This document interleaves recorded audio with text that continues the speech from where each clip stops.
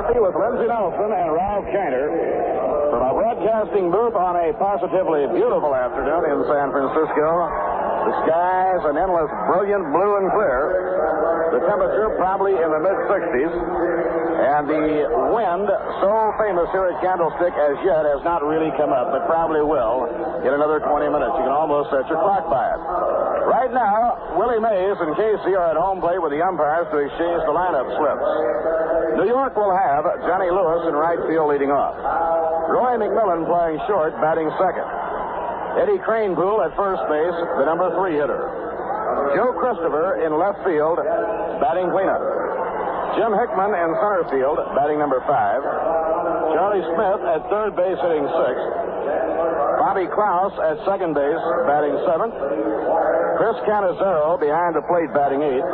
And on the mound, batting 9th, 6'7" Tom Parsons from Lakeville, Connecticut. For the Giants, Jose Pagan will be at shortstop leading off. Matty Alou in left field, hitting second. Willie McCovey playing first base and batting third. Willie Mays in center field, batting cleanup. Jesus Alou, the right fielder, bats number 5. Third baseman Jim Hart will be batting 6th. Tom Haller behind the plate, hitting 7th. Hal Lanier will be at second base, batting 8th. And on the mound, batting 9th, 9-year pitching veteran Jack Sanford. The umpires in today's game, Ken Burkhardt behind the plate. Lee Wire will be at first. John Kibler calling the plays at second. And the crew chief of this umpiring team, Frank Sikori, will call the plays around third. Today's broadcast comes to you through the courtesy of Rheingold Breweries Incorporated, Brown & Williamson Tobacco Corporation, and the Shell Oil Company, and is authorized under radio rights granted by the New York Mets solely for the entertainment of our listening audience.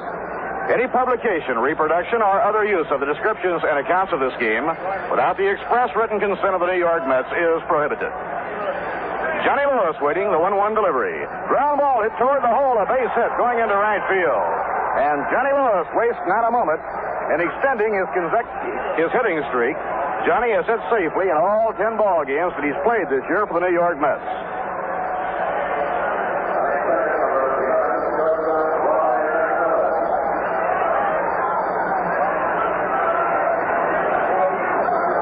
Johnny Lewis, who has performed brilliantly in the early going for New York, singling through the hole into right field. That brings up Roy McMillan.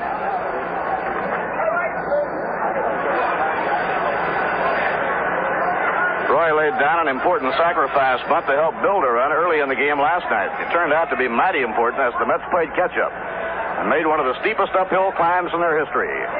He's around the bunt, bunts a beautiful bunt. Coming after the ball is McCovey. The play goes to first. The ball through off the glove of Hal Lanier. On his way to second is McMillan. Johnny Lewis around third will hold there. Runners on second and third, nobody out. We'll wait and see whether the throw gets the air or whether Hal Lanier draws it. Throw appeared to be a little bit wide. And it will be a throwing error on McCovey. Score it. A sacrifice and an error on the throw.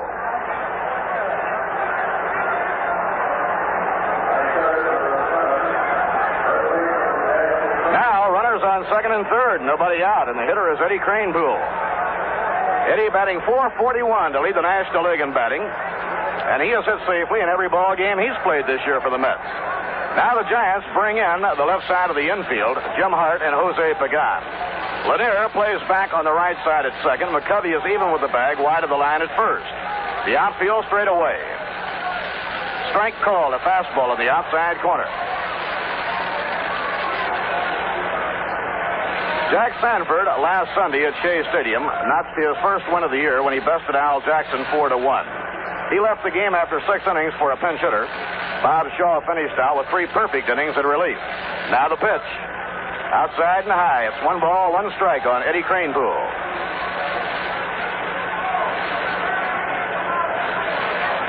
Mets and Giants are now even this year. Each team is 1-2. Doubleheader tomorrow. We'll be broadcasting and televising both games of tomorrow's doubleheader back to New York. We'll be on the air at 2:55 p.m. New York time. A bounced foul. He went after a breaking pitch, and the count 1-2 on Eddie Kranepool. Yogi Berra on the coaching lines at first. Don Hefner coaching at third. Well, the Mets were a tired but a gleeful ball club as they headed back to their hotel following the marathon game last night. One of the real unsung heroes in the ball game was Galen Cisco. Galen has been battling arm trouble from mid-spring training on. And it was a strong performance by Galen that held the Giants in check and gave the Mets a chance to catch up in the ball game. Left side of the infield, clamped in tight. Sanford winding, the 1-2 pitch. Outside and high, it's 2-2. Joe Christopher is on deck, and then Jim Hickman.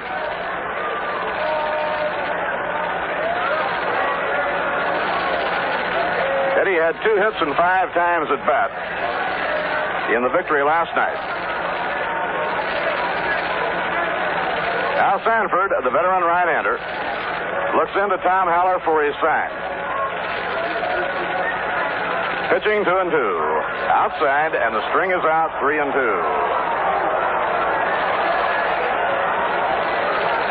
Eddie off to a great start.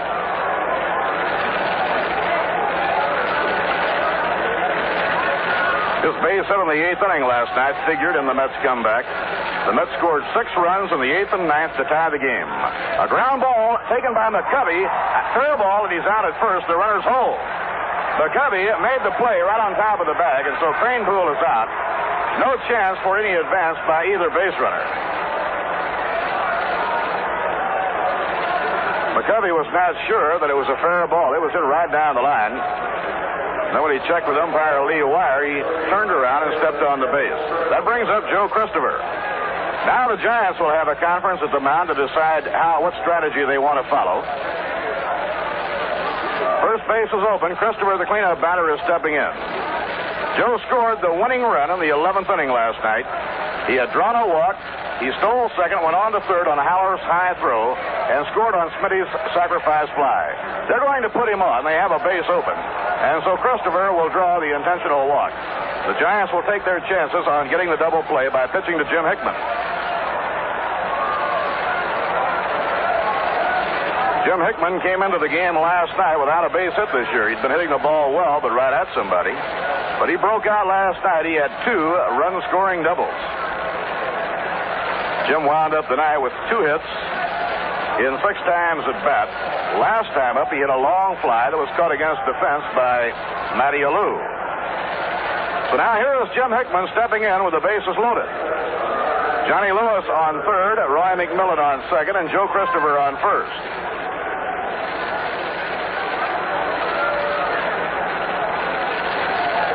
Giants drop the infield back at double play depth. Second baseman Hal Lanier will play Hickman to pull. He shades him far over towards second base. And the Giants have their outfield deep and around toward left. Mets casting a menacing threat here in the top of the first inning.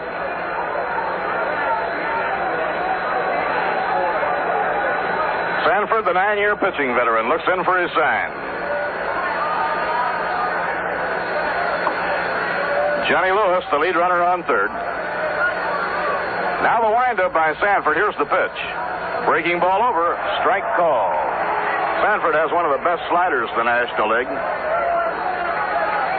And a very effective pitch for him, particularly against the right-hand hitters. And he knows how to keep it away so the hitters can't pull it. Now Hickman, back foot on the restraining line, bends a little from the waist. Takes it high. 1 ball, 1 strike. Jack Sanford underwent surgery the middle of the season last year for an ailing elbow to remove an artery blockage. So he is trying to negotiate the comeback trail and has been pitching well. The 1-1 delivery. Foul ball, just barely got a piece of it off the end of the bat. Rolled right straight back in the count 1-2. Here at Candlestick Park, there is an awful lot of room in foul territory, which can help a pitcher out in a situation like this.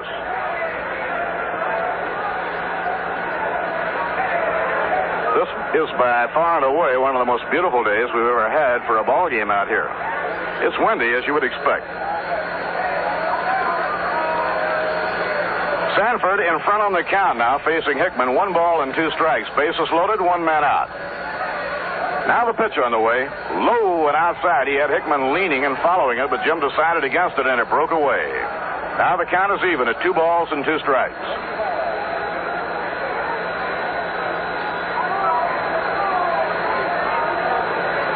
Sanford in a sticky spot, taking a lot of time between pitches and weighing each one out very carefully.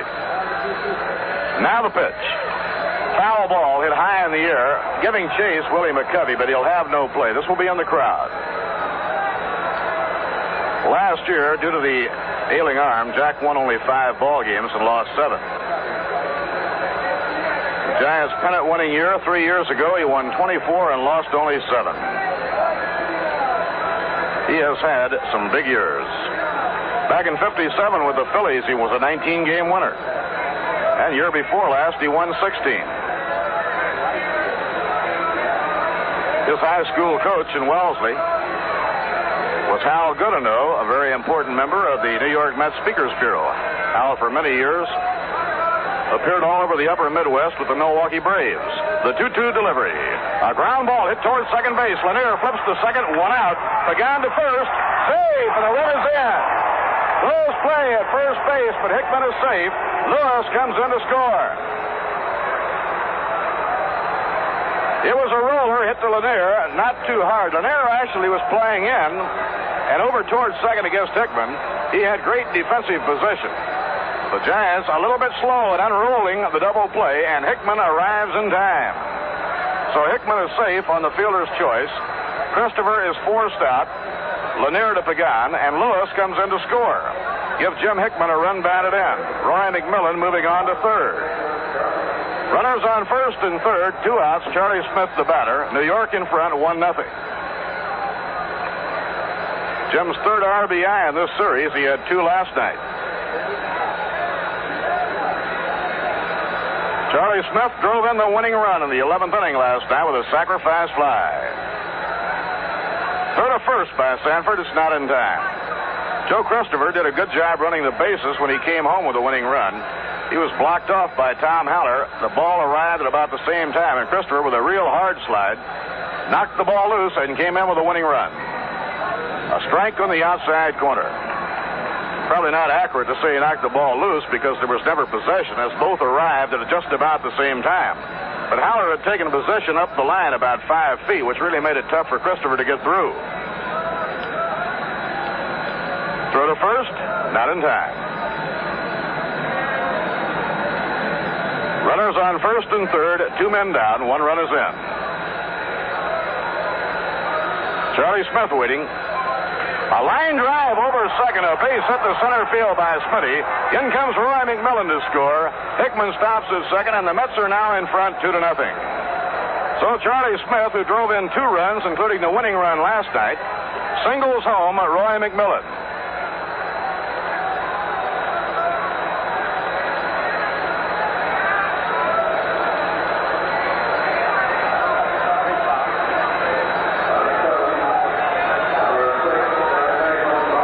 Klaus is up. Bobby, the 7th man to hit here in the first inning. And the call goes to the Giant bullpen now for Ron Herbold to start getting ready. 2 runs are in. That's the second hit in the inning off Sanford. And the pitch is over. Strike 1 called. Both runs against Jack Sanford will be classified as unearned runs as the result of the throwing error made by Stretch McCovey on the bunt laid down by Roy McMillan. It was a good bunt. It was going to move the runner, but it was thrown away at first. Too high. Bobby Klaus takes 1 ball and 1 strike.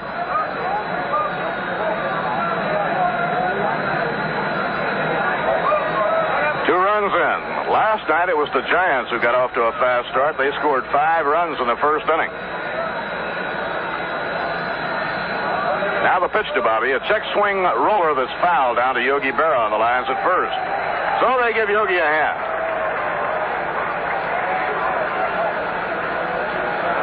Yesterday it was Warren Spahn's 44th birthday. Spahny pitches tomorrow in one of the 2 games along with Al Jackson.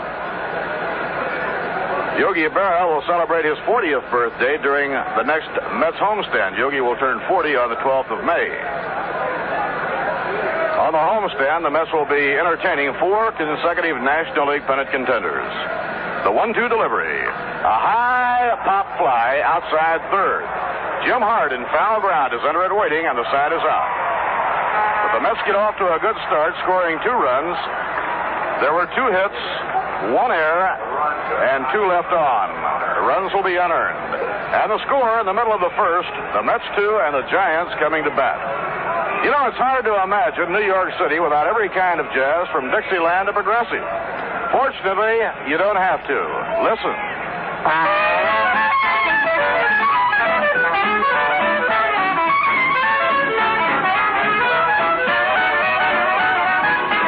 That's Backstreet Rag, a uniquely American sound.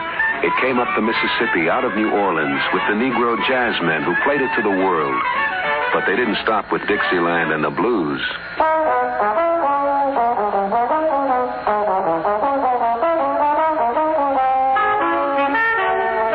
Little David's Fugue by John Lewis is a new sound that's part of a new generation. But whether it's the old jazz or the new, it's thirsty work for the musicians. And when they put down their instruments, they'll pick up a cold beer, often Rheingold extra dry. In fact, in New York City, where there are more kinds of jazz than in any other city in the world, more people drink Rheingold than any other beer. Why do so many people like Rheingold?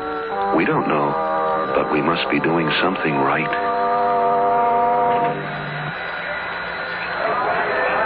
Now, before the Giants come up against Tom Parsons in the bottom half of the first inning, we'll pause for station identification. This is the New York Mets Baseball Network.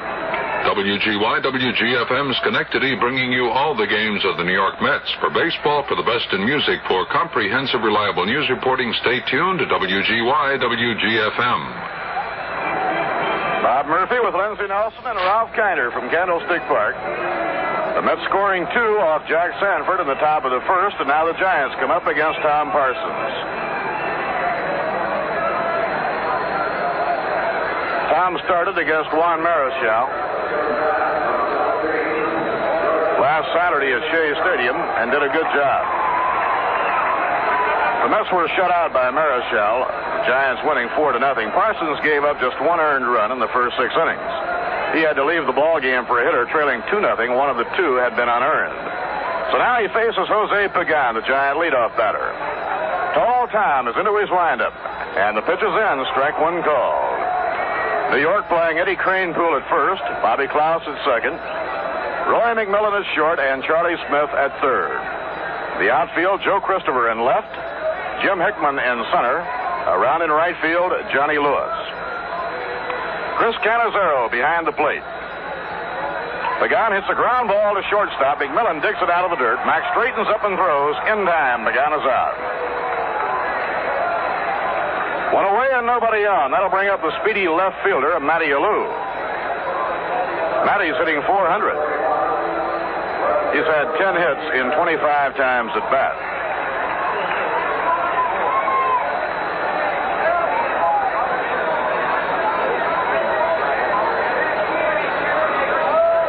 Last of the first inning, Matty Alou, speedy left-hand hitter. When we say speedy, Matty has been clocked at 3.4 going to first base. As Casey would say, that's amazing. Drag bunt down the first base line. He'll go to beat it out for a base hit. Well, he caught the Mets flat-footed with a beauty of a drag bunt. Parsons was far behind in the race to try and get over there. They had no chance to get him. Kranepool had to field the bunt. And that's a base hit, a beauty of a drag bunt by Matty Alou as he cashes in on that blinding speed.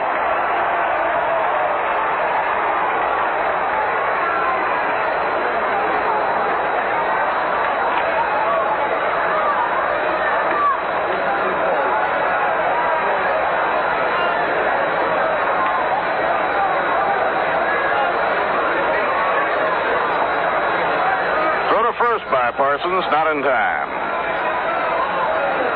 The only day game complete in the National League. The Cubs beat the Braves 3-1 behind Bob Buell. Chicago playing real good ball.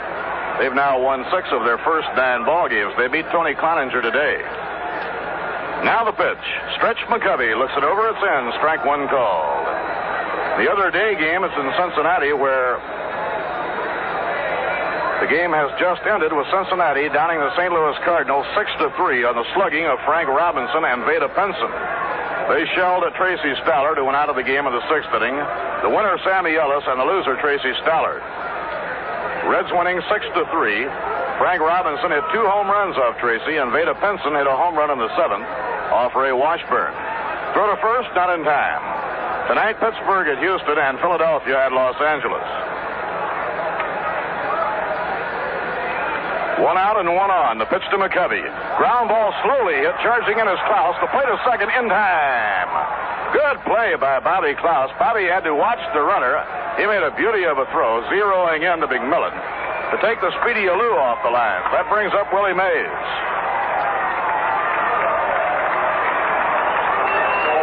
Willie batting .333.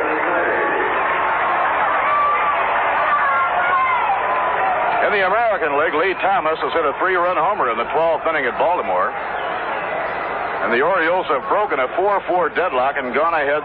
The Red Sox have broken a 4-4 deadlock and gone ahead 7-4. The Birds now hitting in the last of the 12th inning. Lee Thomas hitting a 3-run homer in the top of the 12th inning. Now the pitch on the way, inside and low to Willie Mays, ball 1. Home run heroics in Detroit this afternoon.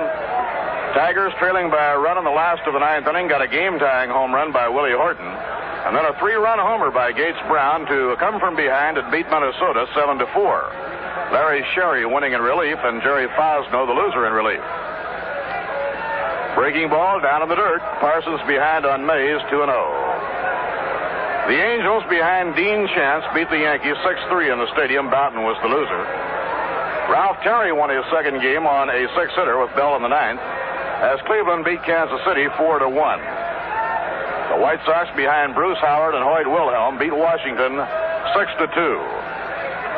Ground ball whacked to shortstop. McMillan up with it. Plays to Klaus. The force on McCovey, and the side is out.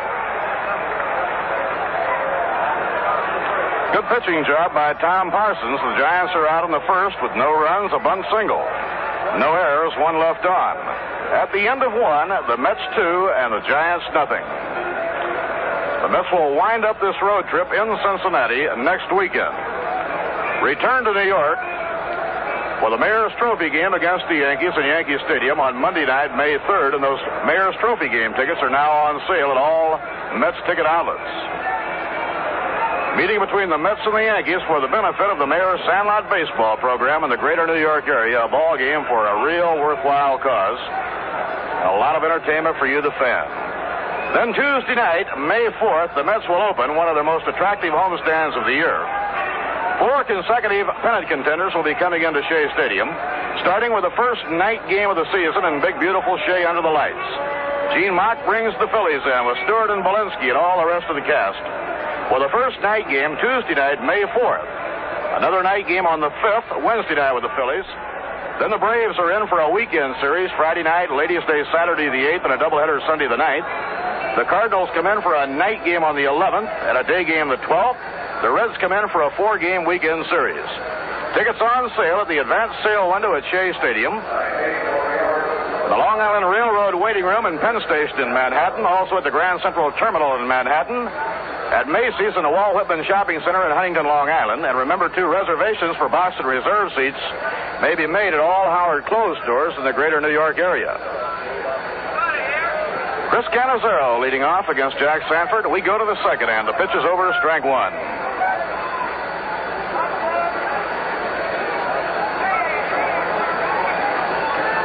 Now the windup, down comes the pitch. Off-speed delivery, it's over, strike 2. Chris started the ball game last night and got a base hit his first time up. Jesse Gonder hit for Bethke in the second, and Jesse stayed in the ball game. Now the pitch underway. Off the outside corner, 1-2. Chris Hales from nearby San Leandro, California, about 20 miles from here. 1-2 delivery. A swing and a miss. He struck him out. He jammed him with a fastball.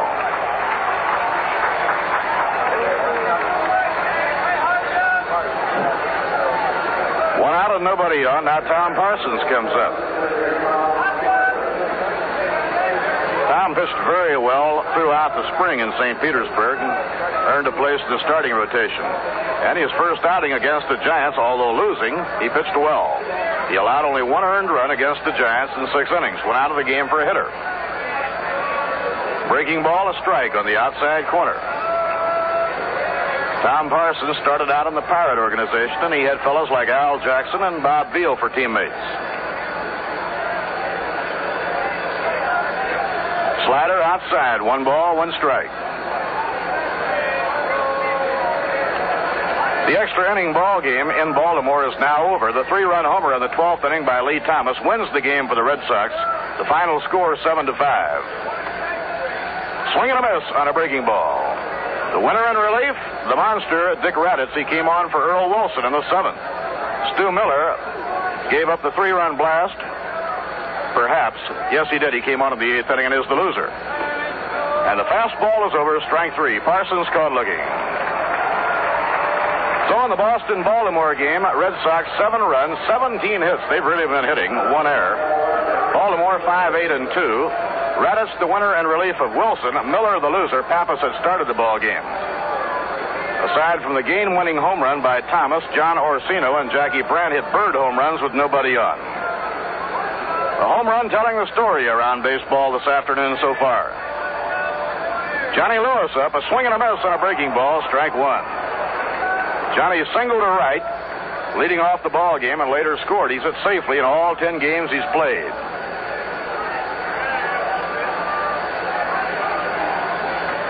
And the fastball is over, strike 2. Well, we're getting along toward dinner time around New York. We hope you'll enjoy the enjoyment of your dinner by keeping our Mets broadcast on and by having a glass or 2 of Rheingold beer. Low and inside, 1 ball and 2 strikes on Johnny Lewis. Talking about the home run story in big league ball today, the Tigers were behind by a run in the last of the 9th. A swing and a miss, he struck him out. Willie Horton tied the game with a homer, and Gase Brown won it with a 3-run homer for Detroit. Well, Sanford coming back strong in the 2nd, fans decide. No runs, no hits, no errors, and none left on. And the score, at the end of an inning and a half, the Mets 2 and the Giants nothing. Here's a helpful driving tip from the makers of Super Shell, the good mileage gasoline.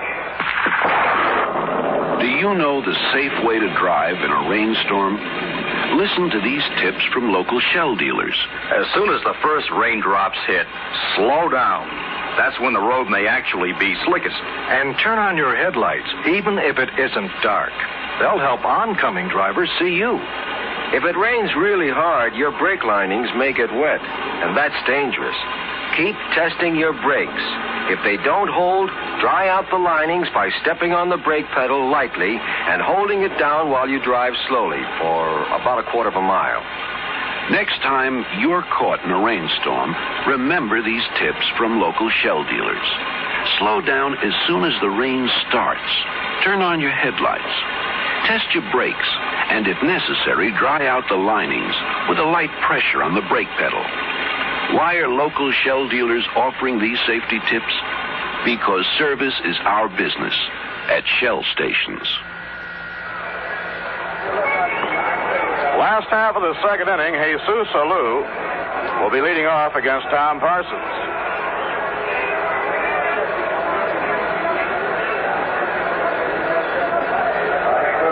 Jesus batting a torrid .378. Giants today are playing their 10th game of the year. They've won 4 and lost 5. The Mets today are playing their 11th game. The Mets have won 4 and lost 6. And they are playing the top teams in the National League. Parsons out of his windup. The pitch, line drive over the head of Bobby Klaus, a base hit. Johnny Lewis tracks it down in right center. He'll hold him to a single. And Jesus Alou is really sizzling.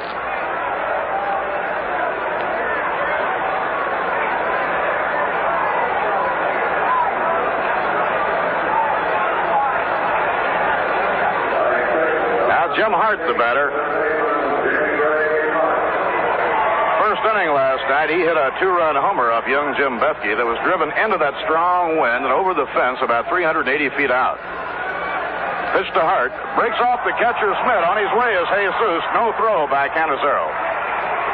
Breaking ball low and outside. Chris had a mitt on it, but it popped away and rolled just far enough to let him go. It'll be a short pass ball.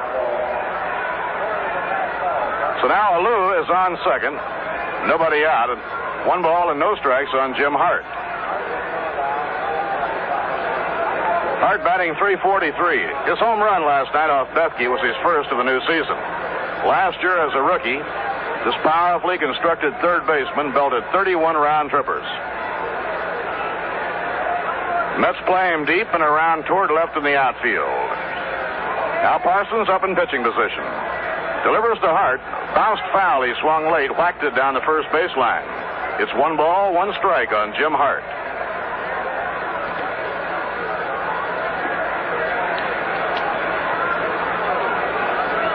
Earning his way to the major leagues, Hart had some big years in the minors.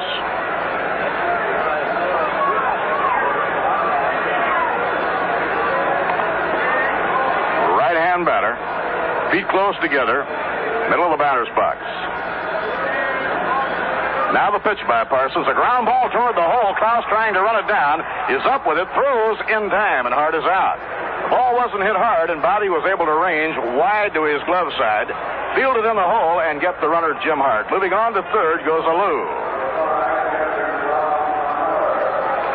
Now with Tom Haller, a left-hand batter up, the right side of the infield will be back. The left side of the infield will play in.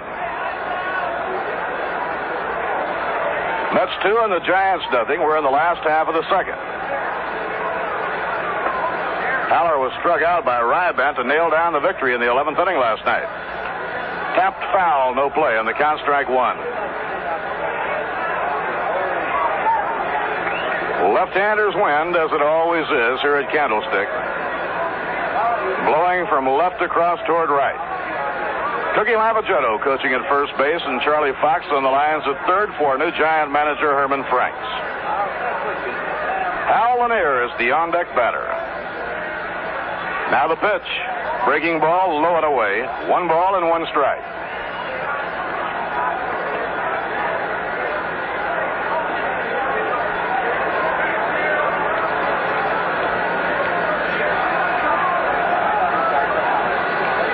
Canizero, quarterbacking, sets up the target. The 1-1 pitch. A smash down to first, a base hit between Kranepool and the bag.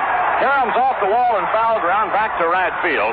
In to score comes Jesus Alou, and that's a run-scoring single by Tom Haller, and he really ripped it. He hit a shot between Kranepool and the line, and Kranepool was playing him toward the line. Run batted in for catcher Tom Haller, his first of the new season. That brings up Hal Lanier. He suffered a bruised ankle in a collision with Johnny Lewis at second base last night when Johnny was trying to break up a twin killing and did. And it was doubtful whether he could play today or not. Fastball over, strike 1. A peg to first, not in time. It's now a 2-1 ball game.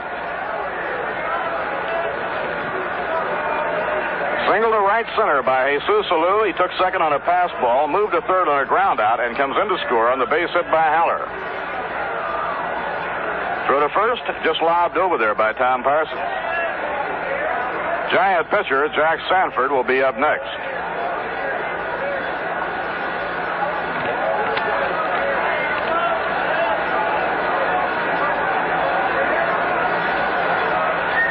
Now Parsons up in pitching position. Down comes the pitch. A swing and a miss on a breaking ball. It's strike 2.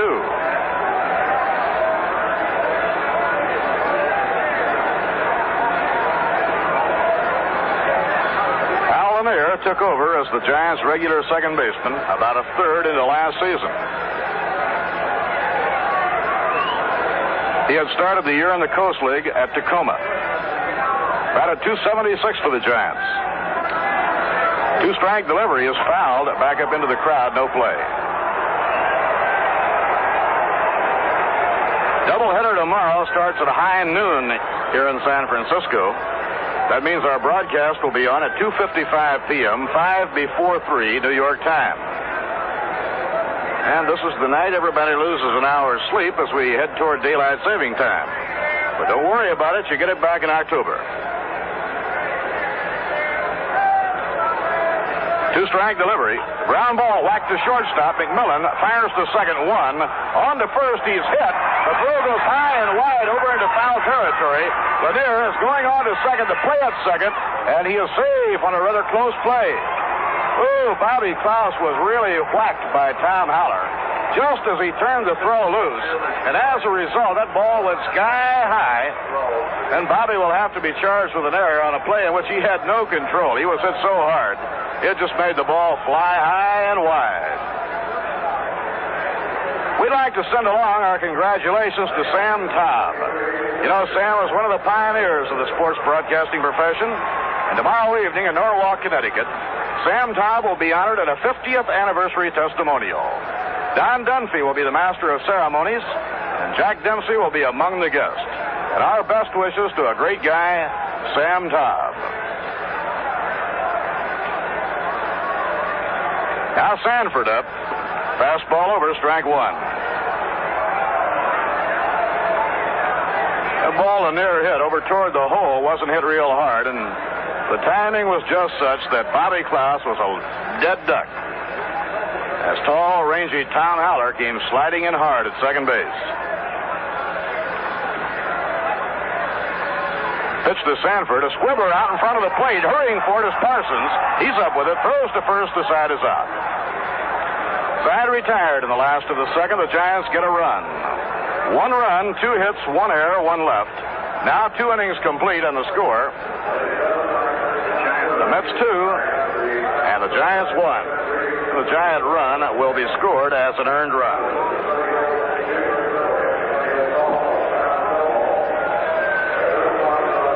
Fans' tickets for the 3rd annual Mayor's Trophy game between the Mets and the Yankees are on sale now at all Met ticket outlets. You know, the game is scheduled for Monday night, May 3rd at Yankee Stadium. And proceeds from the Mayor's Trophy game will go toward the purchase of equipment for Sandlot baseball teams throughout the New York City area.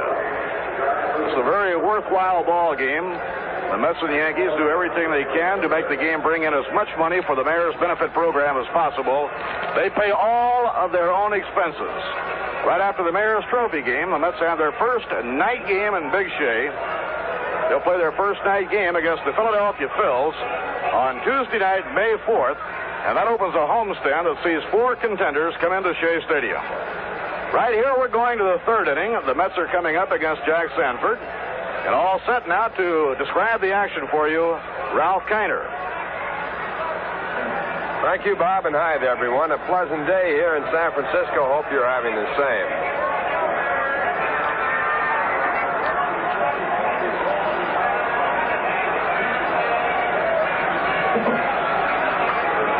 Leading 2-1. The first man up for New York will be Roy McMillan. He'll be followed by Ed Kranepool and then Joe Christopher.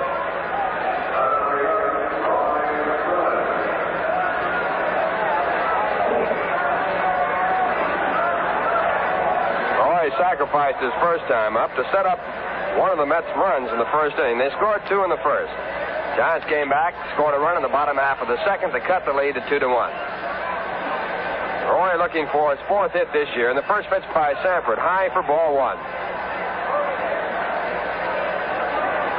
Jack, a right-hander with a fastball that moves in on the right-hand batter, a good slider, and a good curve. His 1-0 delivery is high again. It's ball 2. 2 sliders in a row. It's 2 balls, no strikes.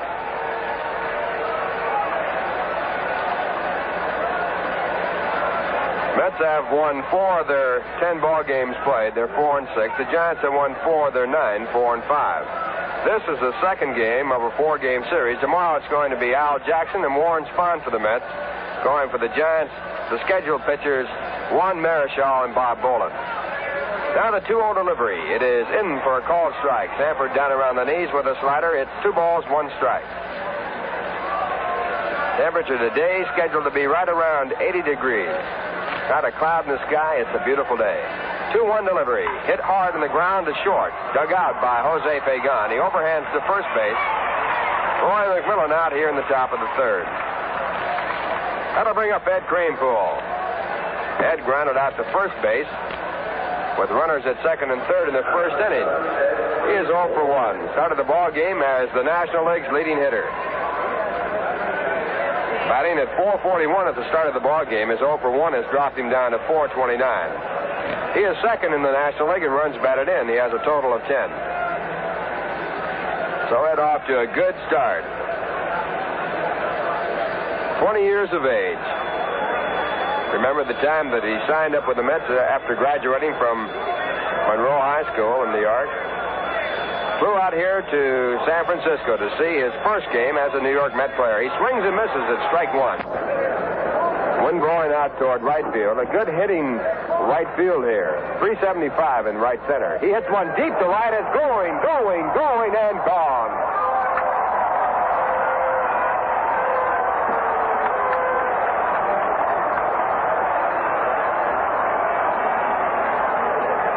Ed Kranepool picking up his second home run, his 11th run batted in. And he now has hit in 10 consecutive ball games, as has Johnny Lewis. His first home run came off Dick Farrell of the Houston Ball Club. So Eddie Kranepool now with his second home run, the Mets leading by a score of 3-1. No doubt about that one. It was caught by one of the group that hang out over beyond the right field fence, about 40 feet in back of the right field fence. Down the line, it's 335. Now the batter is Joe Christopher. Joe walked intentionally his first time up. He looks for strike one. Giants tried to pull off some strategy in the first inning, which did not come off. Herman Franks played the infield in on Ed Kranepool, and he grounded out with runners at second and third. They had to hold. Christopher was walked intentionally, but then the Mets came through. Pitch is inside. It is 1 ball, 1 strike. Jim Hickman hit into a force play, beating out a double play attempt. On that play, John Lewis scored from third base, and then Charlie Smith came up with a 2-out single to center field to drive in the second run. Now the Mets have added one more here in the third with the home run from Ed Kranepool. 1-1 delivery to Christopher. Fouled off at strike two. Off the mask of Ken Burkhardt, the umpire behind home plate. Lee Wire, the umpire at first base. John Kibler umpiring at second base, and Frank Sikori, the umpire at third.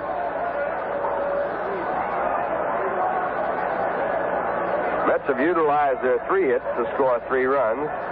San Francisco with 3 hits, but 1 run. 1 away. We're in the top of the third. Pitch back to Christopher. Fouled back in the screen. Count stays at 2 balls and 2 strikes. Mets and Giants have played 4, and they're all even at 2 apiece. Last year, the Mets gave the Giants a lot of trouble. Battled them right down the line in many a ball game. Giants won 11, the Mets won 7. But the Giants won 3 extra inning ball games to turn the tide. Pitch back to Christopher, bounced down towards second base. Lanier stays back on it and throws to first base for the out. Christopher just more or less 3/4 speeding it down to first. So it's 2 away here in the top of the third. The Mets in front 3-1 in the second ball game of the 4-game series, and Jim Hickman comes up. Jim is 0 for 1 with a run batted in. He picked up his first 2 hits of the season in last night's ball game, both hits doubles. He is 2 for 19 for the year. And he also drove in 2 runs last night. And the one here today, he has a total of 3. And the first pitch to the right-hand batter, a curveball, sort of a check swing, and it's strike 1.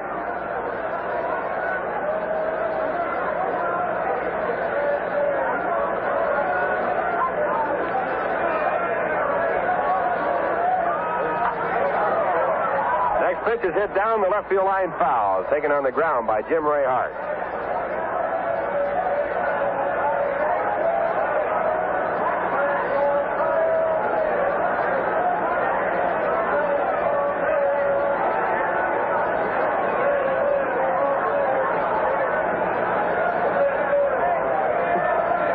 And the next pitch back to Jim. Looked at, it's a call, strike 3. 4th strikeout for Jack Sanford. He struck out the side in his second. Now picking up his 4th is Jim Hickman is caught looking. For the Mets, 1 run, 1 hit, no errors, no one left on base, and the score at the end of 2.5. The Mets 3, the Giants 1. Say, if you're wondering what kind of song goes with Sorpresa and Salchichi, listen to this.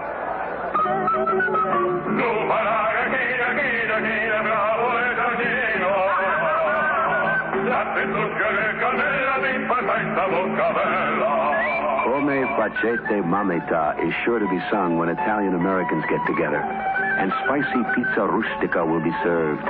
The inevitable result is a fiery thirst. Come te non c'è nessuno.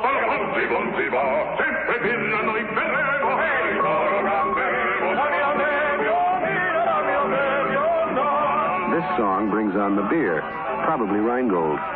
In New York City, where there are more Italians than in Naples, more people drink Rheingold Extra Dry than any other beer. And Rheingold is going great in New Jersey, New England, and Pennsylvania, too. Why do Italian Americans like Rheingold? We don't know, but we must be doing something right.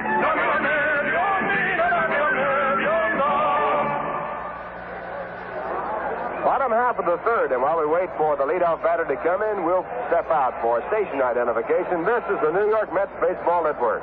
WGY, WGFM Schenectady, bringing you all the games of the New York Mets. For baseball, for the best in music, for comprehensive, reliable news reporting, stay tuned to WGY, WGFM. Ralph Kiner, along with Bob Murphy and Lindsey Nelson from Candlestick Park in San Francisco. Mets leading 3-1. The Giants coming up. The first man up will be Jose Pagan. Jose grounded out to short his first time up against Tom Parsons. Tom has given up 1 run, allowed 3 hits. And the big right-hander with his first pitch, a fastball low and inside, is ball 1. Tom, 6'7", on the mound for the Mets with a record of 0-1. He was defeated by the Giants pitching against Juan Marichal in New York last weekend. The 1-0 delivery. It's hit deep into right center field. It'll go for a single. Could be for 2. Coming over is Johnny Lewis to cut it off, and he holds him at first base. So Pagan picks up a base hit, his first. Giants now at 4 hits. And the batter will be Matty Alou, who beat out a bunt his first time up in the first. Matty, a left-hand batter with good speed, bunted on out toward first base and beat the play when Tom Parsons was late covering. Actually, he probably couldn't have beat him there anyway. Matty getting away from the plate in excellent style. Throw to first base, not in time. Just a little odd throw by Tom Parsons. Mets leading 3-1. We're in the bottom half of the third, no one out. Tom Parsons having to contend with Matty Alou now. Next is Willie McCovey, and if it goes far enough, Willie Mays. And Parsons now a look at first. The pitch to the plate is just outside. The fastball at the knees, it's ball 1. Every time you see a left-hand batter up in this ballpark with the wind blowing out the right field, you get a little bit nervous. Now the pitch. Change up, popped in the shallow right, the base hit. Johnny Lewis trying to decoy the runner. He picks it up and holds him at second base. Giants are impressed with Johnny Lewis. They are not taking any chances. He has 4 assists so far, and Jose Pagan, who had rounded second, had no intention of going to third. That was a looping line drive into right field. Johnny Lewis coming in decoyed the play by making like he was going to catch the ball. That sort of slowed up Pagan, and when he got to it, the runner held at second. Now Gary Cole warming up the bullpen for the Mets. He was knocked out in last night's ball game. Mets went on to win it, coming from behind by scoring 6 runs in the last 2 innings. They tied up, and they won it 9-8. Bo Alou now is 2 for 2. Runners at first and second. The batter is Willie McCovey. And the first pitch is checked on. It's too low. It's ball 1. Giants now with 5 base hits off Tom Parsons. Willie hit into a force play, grounding down to second base his first time up. Batting to .382 in this abbreviated season. Parsons a look at second. His pitch back, grounded foul. Off to the right side. The count now at 1 ball and 1 strike. Mets last night getting a double break. They picked up a win and at the same time got to see a lot of pitchers in action. That's something they had not had a chance to do. They got behind in the ball game 5-1, then 6-1. And Casey Stengel had a chance to see some pitching. Winning pitch in the ball game was Dennis Reiben. 1 ball, 1 strike. And Parsons now back to the plate. The pitch is hit in the air in the center field. High in the air, deep to center. Now waiting for the ball, the center fielder Hickman. He makes the catch. Tagged up at second base is Jose Pagan. He goes to third, and Matty Alou, who was halfway down the line, went back to first. That ball was a towering dive deep in the center field. A ball in the air as high as it could go. Hickman went back about to the 390 mark to make the catch. Now the batter will be Willie Mays with 1 man away.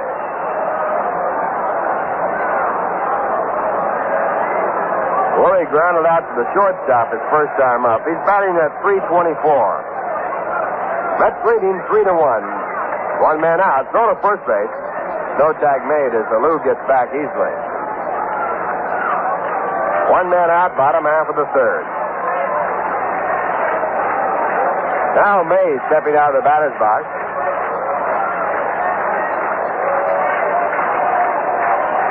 Ken Burkhardt calling time in as Mays gets back in. That's looking for a double play.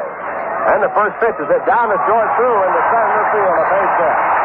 Going from third base is Jose Pagan. Going to third is Matty Alou, and Willie Mays is on.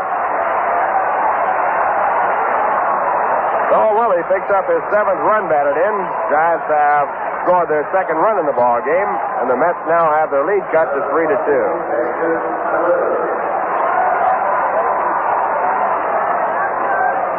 That brings up Jesus Alou. Jesus singled to right field his first time up.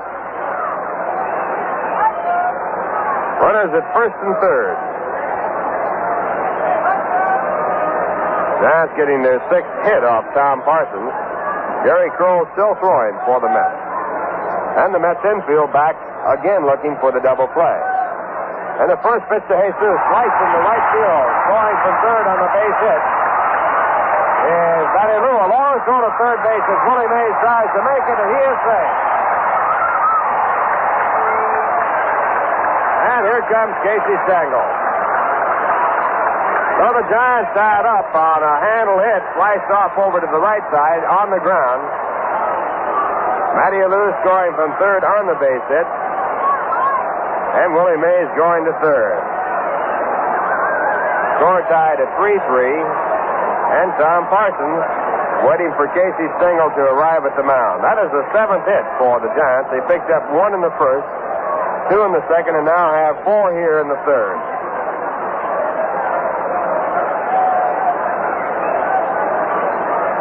Gary Kroll still throwing in the bullpen for the Mets. All the hits in this inning have been singles. Jose Pagan led off with a single to right field. He went down to second base when Matty Alou looped a single into right field. Jose Pagan then went to third in a fly ball by Willie McCovey to deep center. Willie Mays singled in a run, and Jesus Alou singled in a run. Now Casey Stengel back to the bench, and Tom Parsons has been left in the game. Tom will be pitching to Jim Ray Hart, the third baseman. Jim grounded out to second base his first time up. And once again, the Mets have their infield set for the double play. Willie Mays at third base. Jesus Alou at first. Quick throw to first, no tag made as the throw arrives too late.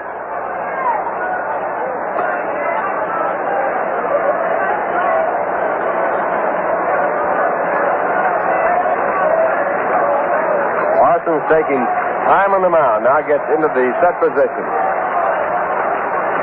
And the pitch. Taken low, ball 1. Jim Ray Hart with 4 hits last night to raise his average up to .333. Also had a home run, his first this year. Giants have had 4 home runs this year, 3 by Mays, 1 by McCovey, 1 by Hart. Make it 5. And the pitch back in the dirt, blocked by Canizero. Holding at first base, Jesus Alou. Chris kept the ball out in front of the plate. It rolled out about 6 or 7 feet, and the runners had no chance to move.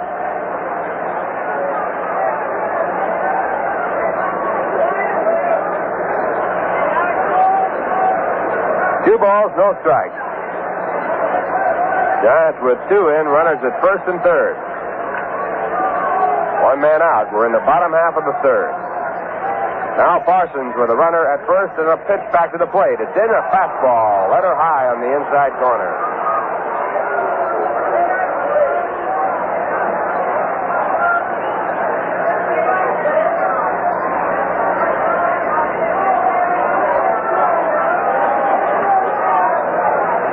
2 balls, 1 strike.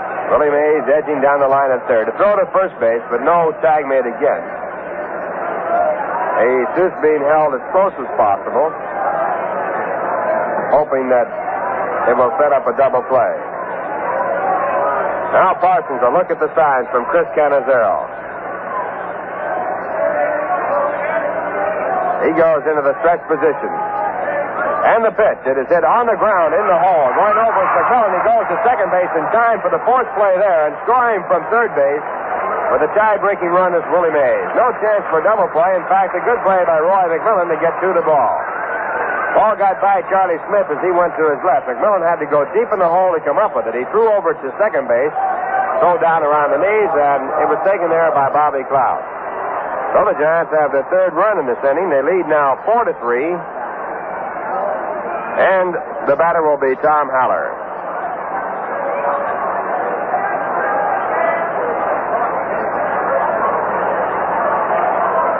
Haller with a base hit to drive in the first run for the Giants in the second. Left-hand batter.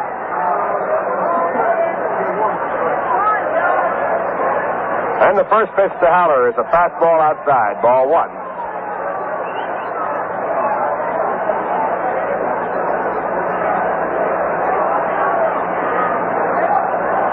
Runs batted in have been from Willie Mays, Jesus Alou, Jim Ray Hart, and Tom Haller. All in a row, starting with the fourth hitter. Parsons back again, and the pitch is hit in the air, high in the air to left field. Joe Christopher waiting for it, now moving in. And he makes the catch, and that retires the side. In the inning, the Giants take the lead by scoring 3 runs. They had 4 hits. There were no errors. 1 man left on, and the score at the end of 3, the Giants 4, New York Mets 3. Now a word from Cool Filter King. Ever feel you're not getting what you want in a menthol cigarette? Then it's time you come up to Cool. Only Cool gives you rich, mellow tobaccos and extra coolness. The most refreshing coolness you can get in any cigarette. Your cigarette's not tasting cool enough until you change to Cool. Just not tasting cool enough till you come up to Cool. With rich tobaccos, cool white filter, extra coolness too. Discover extra coolness in your smoke. Let Cool come through for you. You'll be smoking cool all the time once you come up to Cool. Come all the way up to Cool. Cool Filter Kings. Top of the fourth inning, the Mets with their lead taken away by the Giants when they scored 3 runs in the bottom half of the third. Now they'll come up with Charlie Smith as their leadoff batter. Charlie Smith, Bobby Klaus, and Chris Cannizzaro to bat against Jack Sanford, who now has gone in front. Jack has given up 3 runs. He has allowed 3 hits, struck out 4 and walked 1. Got 3 of his strikeouts in the second. Charlie batting for the second time. He singled to center field to drive in a run his last time up. And the first pitch to Charlie is a called strike. Charlie scoring around a throw the bunt, taking the pitch. Charlie had a good hitting day yesterday, hit the ball well, got 1 for 4 and drove in 2 runs. And here today he has a base hit in 1 time up to drive in a run. Pitch back, curveball outside. 1 ball, 1 strike.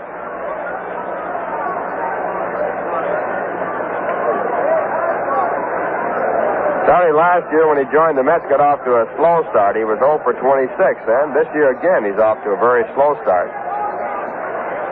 6 hits and 35 times up. 1-1 delivery. Fouled out of play.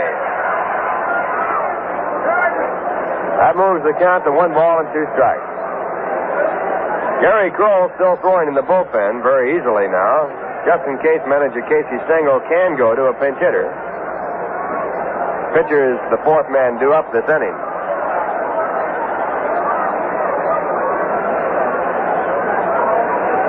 One ball, 2 strikes.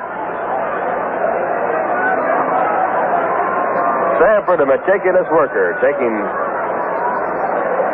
a long study of the signs by his catcher, Tom Haller.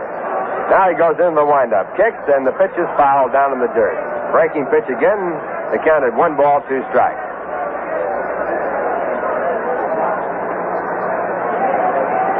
Sanford is 35 years of age. Resides in Prospectville, Pennsylvania. Born in Wellesley, Massachusetts. He was originally signed by the Phillies. Now the 1-2 pitch. Swung on and missed the curveball. Strike 3, and Sanford has his 5th strikeout.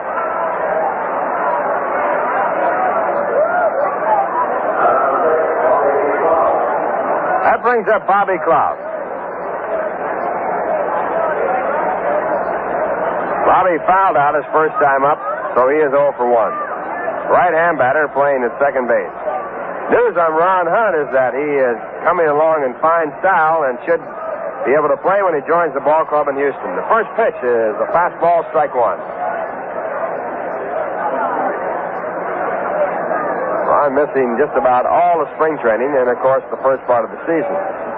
He's had tendonitis of his middle finger of his right hand. The pitch back is strike 2. 0-2 on Bobby Klaus.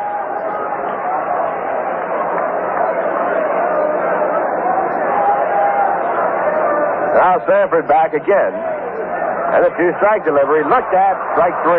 So Sanford now with 3 strikeouts in a row, picking up his last man in the third, his first 2 here in the top of the 4th. He struck out 3 in a row in the second. Right down the line, getting Canizero, Tom Parsons, and Johnny Lewis.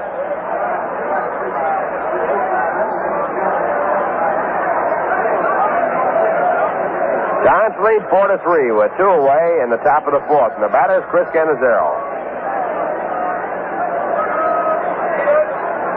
And his first pitch is swung on. A curveball, strike 1. Sanford with a good breaking curve. Jack started pitching back in 1948. His first year in the major leagues, 1956. He comes back with a slider. It's low, ball 1. 1 ball, 1 strike. Last year with the Giants, he was 5-7.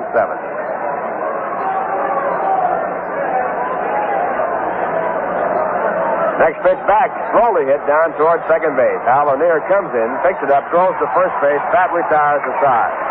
1-2-3 for Jack Sanford, and the score at the end of 3.5, the Giants 4, the Mets 3. Getsy boat isn't something you row or sail. You sing it like this.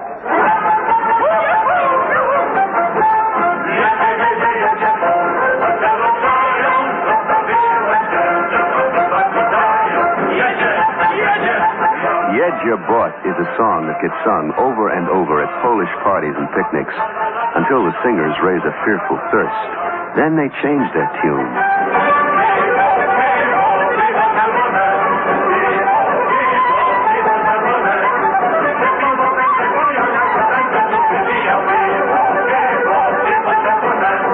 Piwo Piwo is the traditional Polish call for beer, and often it's Rheingold Extra Dry they call for. In fact, in New York City, where there are more Poles than in all of Świdnica, more people drink Rheingold than any other beer. And Rheingold is going great in New Jersey, New England, and Pennsylvania, too. Why do Polish Americans like Rheingold? We don't know. But we must be doing something right.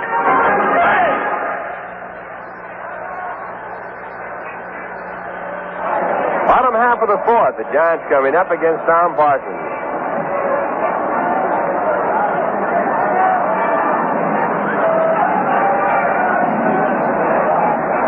Tom has given up 4 runs, allowed 7 hits. The Giants breaking through to take the lead in the bottom half of the 3rd. They scored 3 runs and 4 hits. To take it away from the Mets, who were leading at the time by a 3-1 score. First man up for the Giants will be Hal Lanier. He'll be followed by Jack Sanford and then Jose Pagan.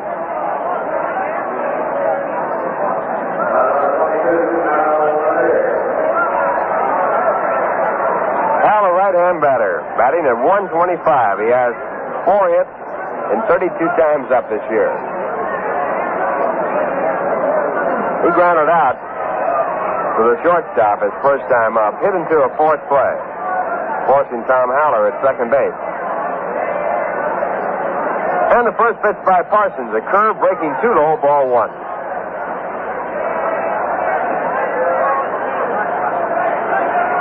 One ball, no strikes. Giants 4 runs, 7 hits. The Mets 3 runs and 3 hits. Parsons back again. A fastball looped into center field. Hickman coming in. He's right there, and he makes the catch. One away on the fly ball to Jim in center, and it brings up Jack Sanford. Jack wearing number 33, shedding the jacket in the on-deck circle. He is 0 for 1 today. Bounced back to the pitcher in the second. .250 batter in the season, 1 hit and 4 times up. Jack is a strong hitter. He can hit the ball out of the ballpark. You have to be careful with him.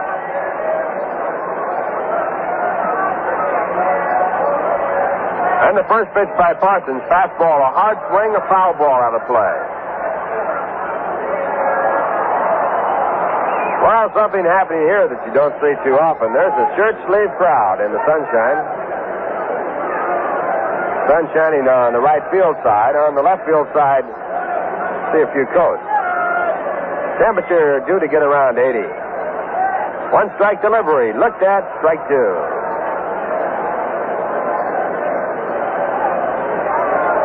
Tom Parsons working here in the bottom half of the fourth. The Giants leading 4-3. And the right-hander back to Sanford.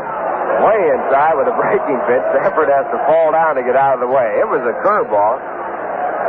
Wouldn't have hurt if it had hit him. But instinct took over, and he just bailed out and got down on the ground. 1 ball, 2 strikes.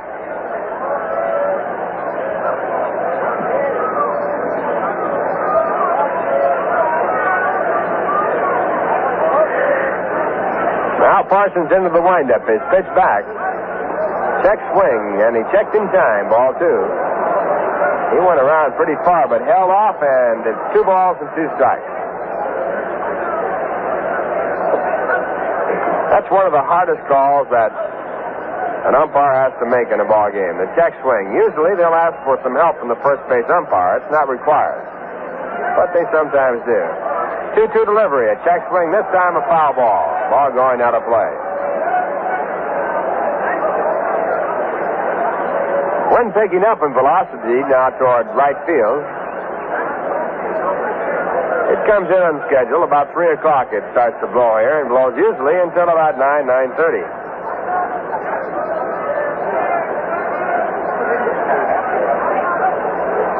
Now the 2-2 delivery. It is bounced toward short. Going to his left is Roy McMillan. He comes up with it, throws to first base, and that makes 2 away. Brings up Jose Fagan.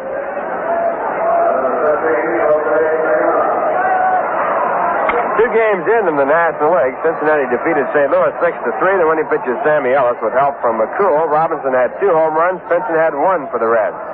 And Chicago defeated Milwaukee 3-1. The winning pitcher Bob Buell with help from Abernathy.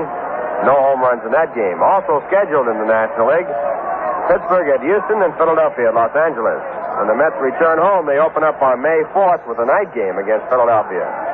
First pitch to Fagan is inside. It's ball 1. The American League, in 12 innings, Boston over Baltimore 7-5. Detroit over Minnesota in 9, 7-4.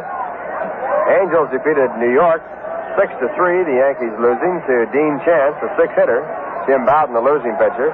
Cleveland defeated Kansas City 4-1, and Chicago defeated Washington 6-2. Next pitch is looked at it. Strike 1. 1 ball, 1 strike. Right here, the Giants 4, the New York Mets 3.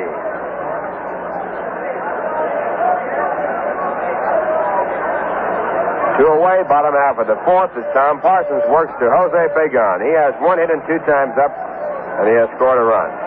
And the right-hand batter takes a curve. It's outside. Down around the knees, 2 balls, 1 strike.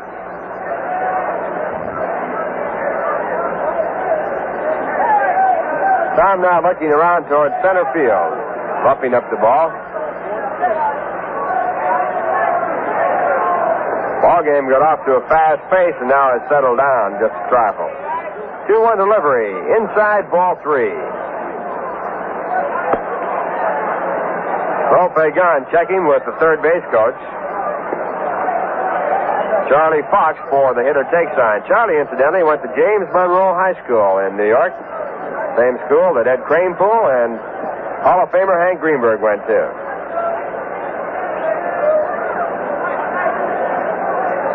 3 balls, 1 strike. And the pitch. In there. He was taking all the way. Strike 2.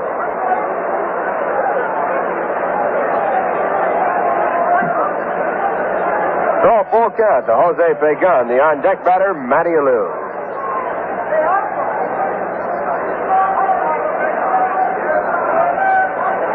And the delivery is back and hit back to the pitcher. He takes it on 1 hop.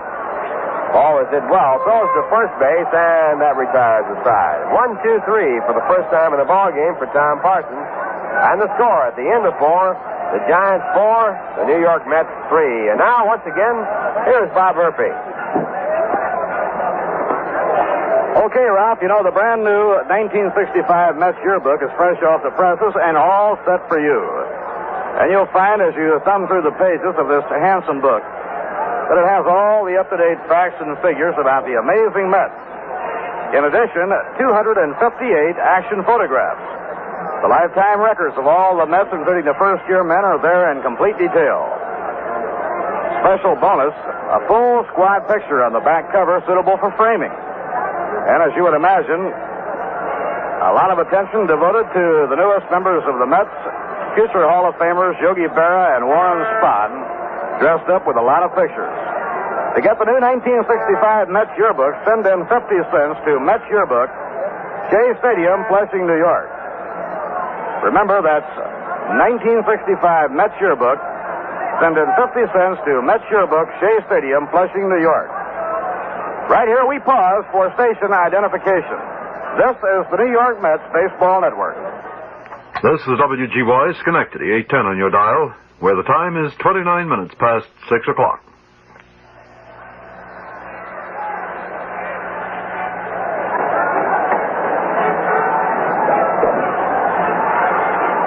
Well, I've never talked to a happier young man than Ron Swoboda was this morning. And certainly he had every right to such a wonderful feeling. Ron came up in the 9th inning with New York 4 behind last night as a pinch hitter and belted his 3rd home run. His 2nd pinch home run to tie a Mets club record. So Ron has 3 home runs and only 11 times at bat. That's quite a ratio. And the pitch is out on the outside corner for a called strike. Ron Swoboda is batting for Tom Parsons. Ron now is only 1 behind the National League lead in home runs. A swing and a miss, and the count strike 2. This is Swoboda hitting for Parsons. Jack Sanford settling into a real strong groove. The Mets got 2 runs in the first, 1 in the 3rd. Ground ball bounced slowly towards second base. Lanier comes in. He's up with it. Takes to McCovey in time, and Ron Swoboda has been thrown out. Since Eddie Kranepool's home run had put New York in front 3-1, Sanford has settled to retire 6 straight hitters. Meanwhile, the Giants came back against Tom Parsons to get 3 runs in the last of the 3rd inning, and they lead New York 4-3. The game is in the top half of the 5th inning. Johnny Lewis up. Johnny 1 for 2. Fastball a strike on the outside corner. Jack Sanford and Bob Shaw combined for a victory against Al Jackson and the Mets last Sunday at Shea Stadium. It's fouled off by Johnny Lewis.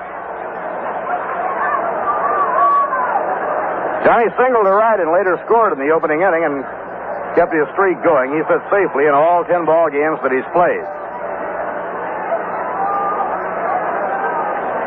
Sanford, settling into a good groove, has spanned 6 men and 4 1/3.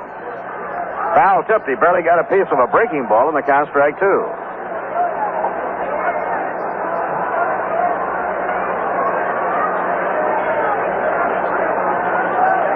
Doubleheader tomorrow. Al Jackson and Warren Spahn pitching against Juan Marichal and Bob Boland. The Mets will be pitching southpaws, the Giants working with right-handers. The Giants have only 1 left-hand pitcher on their staff, and that's Bob Henley. They have 2 left-handers at Tacoma that might very well be brought into the picture, Dick Estelle and Al Stanek. Now the pitch on the way. Outside, 1 ball and 2 strikes. The Giants also remain hopeful that Masanori Murakami, promising young left-hander from Japan who was with the Giants in the latter part of last year, will eventually join the team. The 1-2 delivery. A swing and a miss. He struck him out. He got Johnny to go for a bad pitch. One of the few times that Lewis has chased the ball. So Burley Jack Sanford hangs up his 7th strikeout. 2 outs and nobody on. The batter, Roy McMillan. Max sacrificed his turn at bat to help build a run in the first and actually raced all the way to second when the ball was thrown away by Willie McCovey. And then Mack later scored. McMillan grounded out short to first in the 3rd inning. Now, Roy McMillan is a Texas cattle rancher, and he really looks it.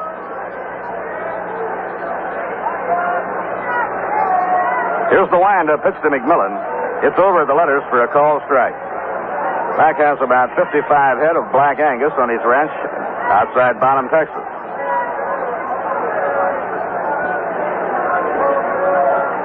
They also have some Angora ghosts, but their primary objective is to clear the brush, which they do very well. Pitch is over, a breaking ball, strike 2 called. That part of the country, you don't raise the goats for sale, although you can. They're very valuable for helping to keep things clear.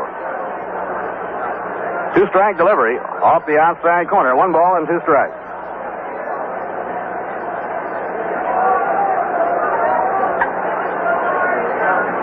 Mets trail by a run as they hit against Sanford here in the top half of the 5th inning.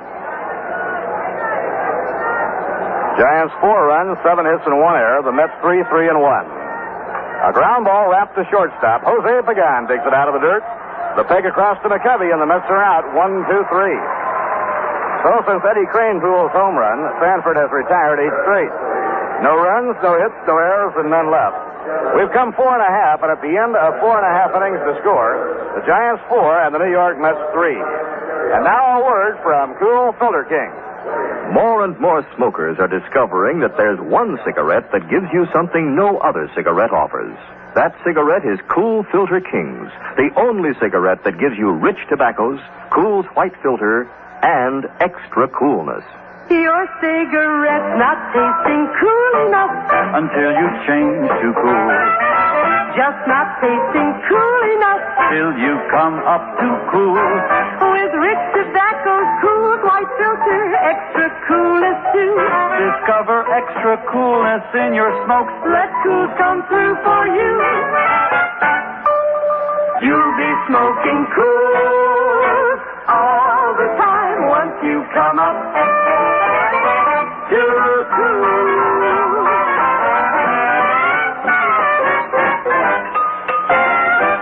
Discover extra coolness.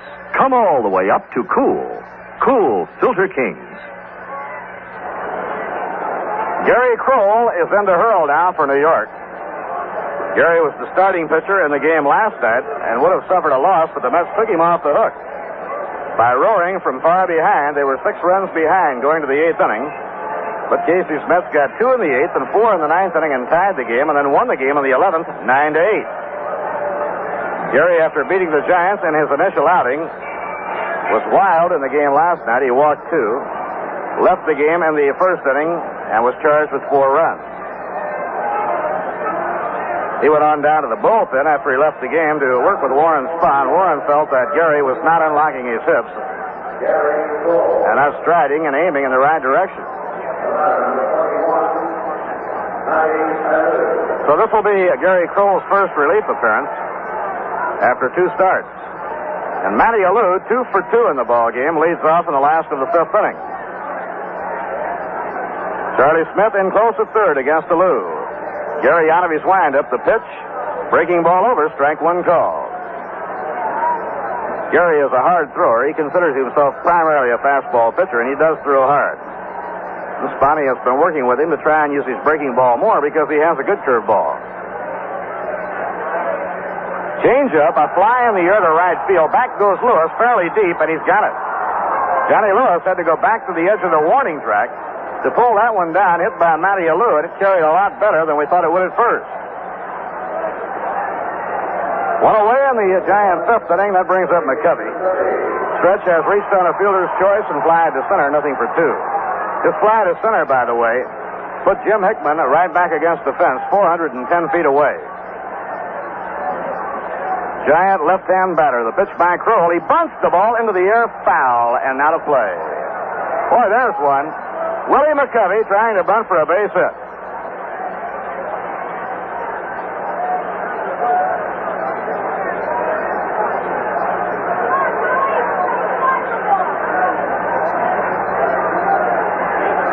One out and nobody on. Bottom half of the fifth inning. Gary Kroll, 6'6.5", right-hander, winds and pitches. Real good curve breaking into McCovey. It's over, strike two. Gary left the game in the first inning last night with one out. Bethke came in, got the side out after giving up a home run to Hart. Then Galen Cisco became the unsung hero. He came in and held the Giants in check. Breaking ball low and inside, and it nicked him. Down to first base goes McCovey. That was a breaking ball thrown off speed. And Gary Kroll and Chris Canizero are arguing with umpire Ken Burkhardt. Neither Kroll nor Canizero is convinced that the ball grazed the uniform of Willie McCovey. Galen Cisco, looking better than he has at any time since the start of spring training, gave up one earned run over the 5 innings that he worked, but he held the Giants in check and gave the Mets a chance to fight back into the ballgame. Here's the pitch on the way.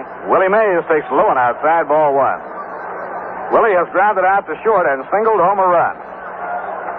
The RBI for Willie is 7th. Willie is the Giant leader in runs batted in. Low and outside, 2 balls and no strikes. Willie batting .342. He had an even faster start a year ago. Eddie Kranepool holding against McCovey, 1 out. The pitch by Kroll, way outside, ball 3, and Gary now is behind on Mays, 3-0.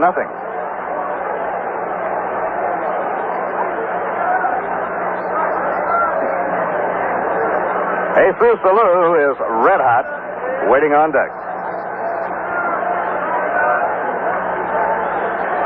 Now let's see if they give him the green light. They do. A ground ball hit toward the hole. A base hit by Willie Mays.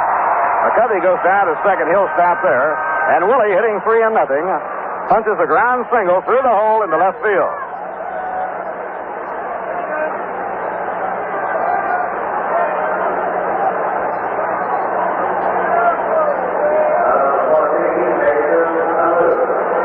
Now Casey sends the sign down to the bullpen, and Frank Larry will start warming up.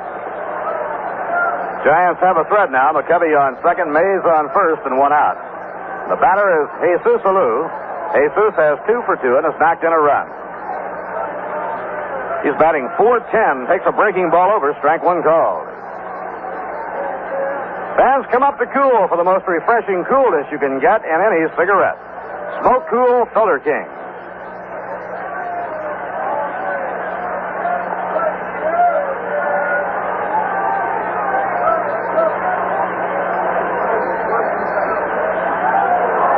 The breaking ball is looked at again by Jesus, and it's over for a called strike. Mets have the infield hoping for the shot at 2. Bobby Klaus fanned towards second against Jesus. Jesus, just 22 years old, and he already has a full season behind him as a Giant regular. Foul tipped, and the ball catches Chris Canizero. Chris bounces right up. He's all right. Spinner Gus March coming out to make sure that Canizero is okay. Chris is going to take a stroll to have a moment to get the feeling a little better. Gus talks to him and is convinced that Chris is okay, and now Gus comes back to the dugout. We'll bring you right up to date on all the scores of the other ball games around the major leagues with the details at the end of the inning.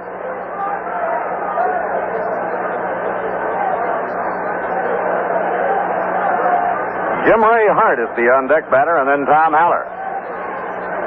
Mets had the early lead. They led 3-1 after Kranepool homered in the third. But the Giants dug in against Tom Parsons and scored 3 in the last of the third inning. Mays, Alou, and Hart driving runs home. Now Gary Kroll with a 2-strike advantage. Delivers to Alou. Low and outside. Canizero bluffing a throw to first. Really a bluff because Eddie Kranepool is not holding against the runner because Alou has been hitting the right field a great deal. Jesus, a right-hand batter, but he's been repeatedly drilling the ball through the hole into right field.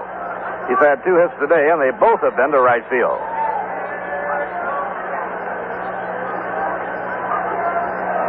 Now Gary in pitching position.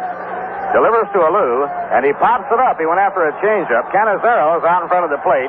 Infield fly ruling invoked, and the ball is caught by Canizero. So Gary Kroll gets a tough hitter and Jesus Alou.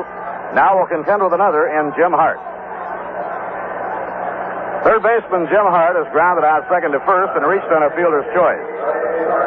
Nothing for 2. Hart batting .324.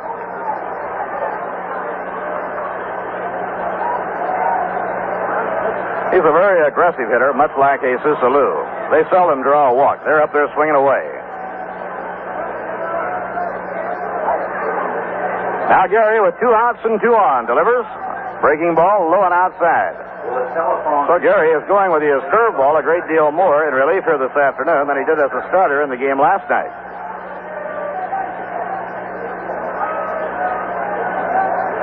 Giants 4 and the Mets 3, bottom half of the 5th inning. Swing and a miss on a high hard one. He came with a fire ball that time. 1 ball and 1 strike. The doubleheader here tomorrow gets underway at high noon in San Francisco. That's 3 o'clock back in New York. So we'll be on at 5 till 3 with both radio and television of both games of the doubleheader. The 1-1 delivery. High pop-up on the right side of the infield. Eddie Kranepool and Bobby Klaus are there, and it's Klaus who makes the catch. And Wind was making that one a little tricky. The last moment, Klaus had to call Kranepool off, and Bobby takes it. Side retired in the home 5th inning. No runs, 1 hit, no errors, 2 left. Now 5 innings complete. The Giants 4 runs, 8 hits, and 1 error. They've had 5 left on. The New York Mets 3 runs, 3 hits, 1 error. The Mets have had 2 left on. In the American League, a 3-run homer in the 12th inning by Lee Thomas gave the Red Sox a 7-5 thriller over the Orioles. Raditz, the winner in relief, and Stu Miller, the loser, in relief. Now the 6th inning, and Eddie Kranepool is up. The pitch by Sanford is outside and low, ball 1. Eddie kept his streak going when he hit a line drive over the right field fence in the 3rd inning for his 2nd home run of the year. Ball 2, low and outside, 2-0. In Detroit today, Willie Horton homered in the 9th inning to tie the game with Minnesota. And then later, Gates Brown hit a 3-run homer to win it for the Tigers. They beat the Twins 7-4. Sherry was the winner in relief, and Jerry Fosno the loser. Ball 3, it's outside. Sanford behind on the count now, 3-0. At Yankee Stadium, Cy Young Award winner Dean Chance went the route on a 6-hitter as the Angels downed the Yankees, beating Jim Bouton 6-3. Former Yankee Ralph Terry won his 2nd ball game. He combined with Gary Bell as Cleveland beat Kansas City 4-1. Fred Talbot was the loser in relief of Mo Drabowski. 3-0 pitch. It's a strike at the knees, 3-1. Rounding out the American League action, Floyd Robinson had the big hit, a 3-run homer, as the White Sox beat Washington 6-2. Bruce Howard the winner with Wilhelm in the 7th. Buster Narum the starter and loser. High drive hit deep to right by Kranepool. It is up, and there it goes. A home run. Eddie Kranepool has tied the game with a line drive home run over the right field fence. His 2nd home run of the ball game.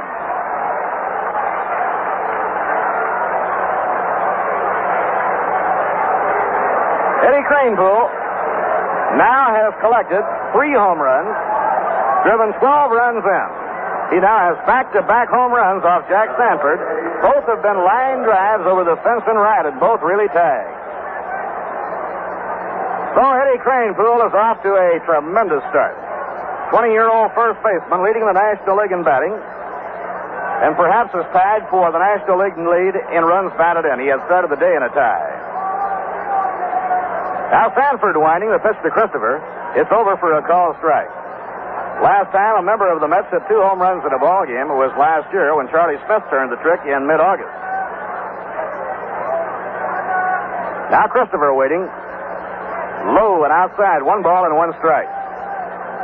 Sanford had retired 8 straight hitters. The last man to reach base on Sanford had been Cranepool when Eddie homered with a line drive in the 3rd inning.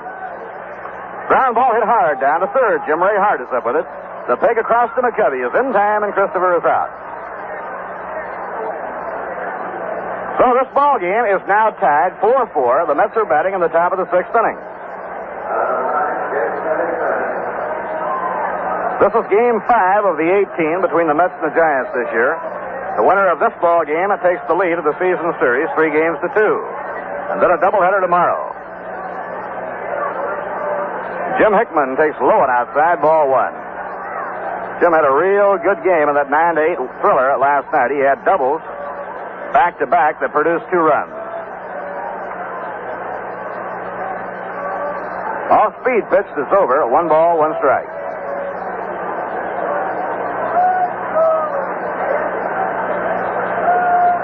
One of the things that put Eddie Cranepool into the Mets lineup so quickly his first spring with the ball club was he hit 3 home runs in an exhibition game at Portsmouth. Ground ball foul down the 3rd baseline. The Mets were on the way north, and Eddie hit against the Orioles 3 in 1 ball game and opened the season in right field.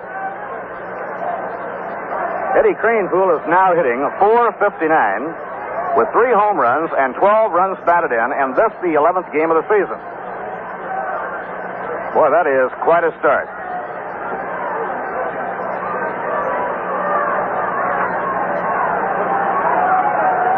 Now the pitch on the way. Outside, and the count even 2-2.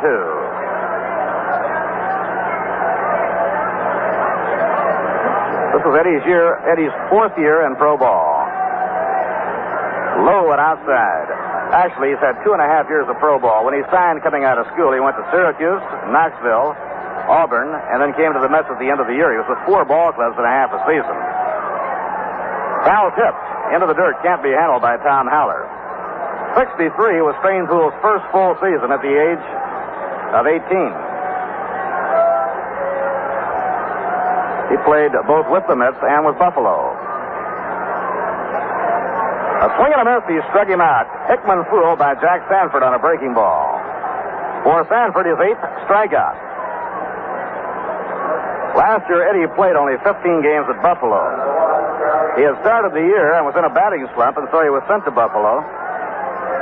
Stayed there 15 ball games, and you'll recall exactly when he came back. He had played a Saturday doubleheader against Syracuse. Played every inning of the doubleheader on Saturday. Flew to New York, arrived at 1 a.m. Sunday, and then Sunday was in the lineup all afternoon. And that was the day the Mets and the Giants played the doubleheader with the second game going 23 innings. If you ever saw a tired young man after 2 days of baseball, it was Ed Cranepool. 1 ball and no strikes on Charlie Smith. Charlie singled in a run in the 1st. Was struck out in the 4th inning. Charlie drove in 2 big runs last night.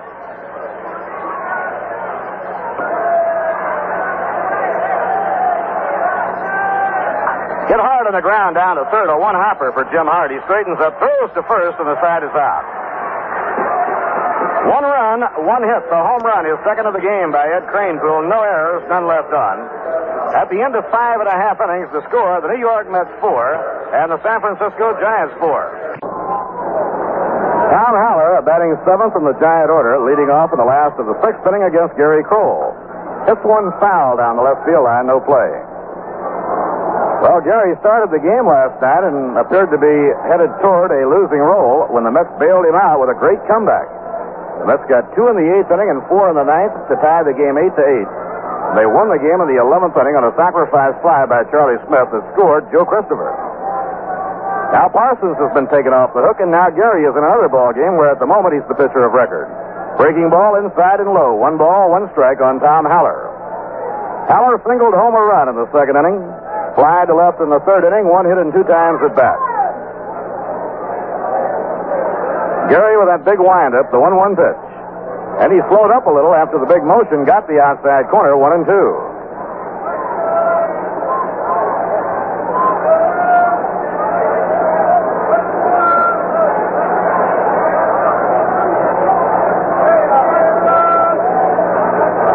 2-2 delivery.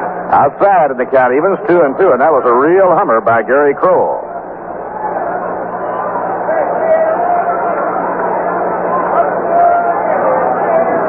Gary got a haircut in Los Angeles. He doesn't get one of those too often. Now the 2-2 delivery. Change-up hit on the ground down to first. The fair ball handled by Cranepool. He'll take it himself, getting Tom Haller one away.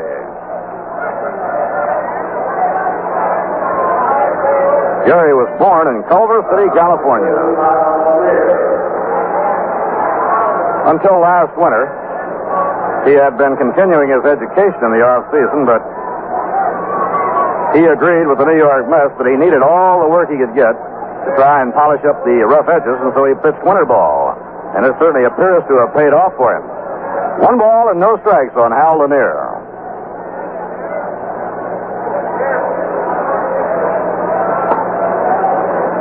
Now Gary out of his windup. The pitch thrown to Lanier. Breaking ball, a strike on the outside corner. It's 1 ball, 1 strike. Radio and television coverage, both games of the Mets tomorrow. They start at 3 p.m. New York time. High fly hit deep to right center. Moving over to his glove side is Jim Hickman. Lewis is there. Side by side, it's Lewis who makes the catch. Right here we pause for station identification. This is the New York Mets Baseball Network. You're tuned to WGY Schenectady, your New York Mets station. The time? 2.5 minutes before 7.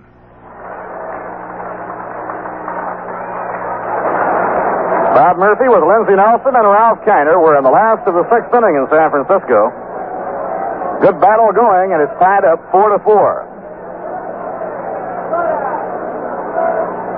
Gary Kroll in relief of Tom Parsons winds and pitches. Fastball a strike on the inside corner. Mets had the early lead. They led 3-1 at the end of 2.5. The Giants got 3 in the 3rd inning and went in front 4-3. The Mets tied the game on Cranepool's homer in the top of this inning. It was Eddie's 2nd home run of the game. And it looks like the Mets are going to hit quite a few more home runs this year than they did last. Pitching 1-1 to Jack Sanford. Inside and high. He had to get out of the way of it. It's 2 balls and a strike. Sanford is powerfully built. He's strong, and as Ralph was pointing out, you have to use caution when you face him because he has the power to hit one out. 2-1 delivery. Low and outside, and now Gary is behind on him, 3-1.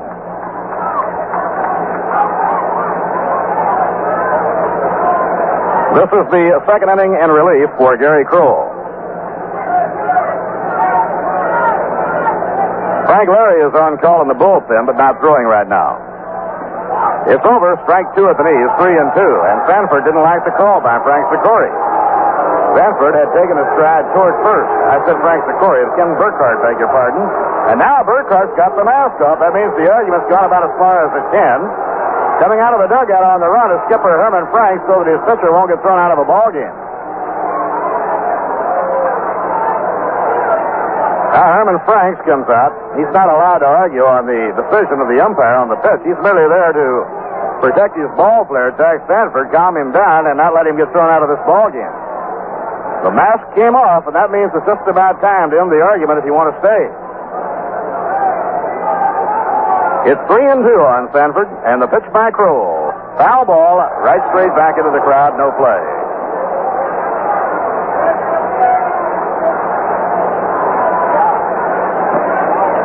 Beautiful day. Not a cloud in the sky.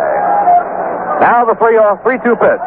A high pop-up down the right field line. Cranepool's in foul ground. The wind moving it over. He's there, makes the catch, the side is out. And Sanford is still arguing with Ken Burkhardt. So Sanford fouls out, and he didn't even try to run to first base. He just stayed there and fussed with umpire Burkhardt. No runs, no hits, no errors, and none left on. Sanford's defense, it must be pointed out that the ball was obviously a foul ball. Lindsey Nelson will be with you to detail all the remaining excitement here from Candlestick Park in just a moment. Right now, the score at the end of 6, the Mets 4 and the Giants 4. And now a word from Cool Soda King. Today, most menthol cigarettes are pretty much alike. But here's a wonderful exception. Kool Filter Kings. You see, only Kools give you rich, mellow tobaccos, Kool's white filter, and extra coolness. The most refreshing coolness you can get in any cigarette. So come all the way up to Kool. Discover extra coolness.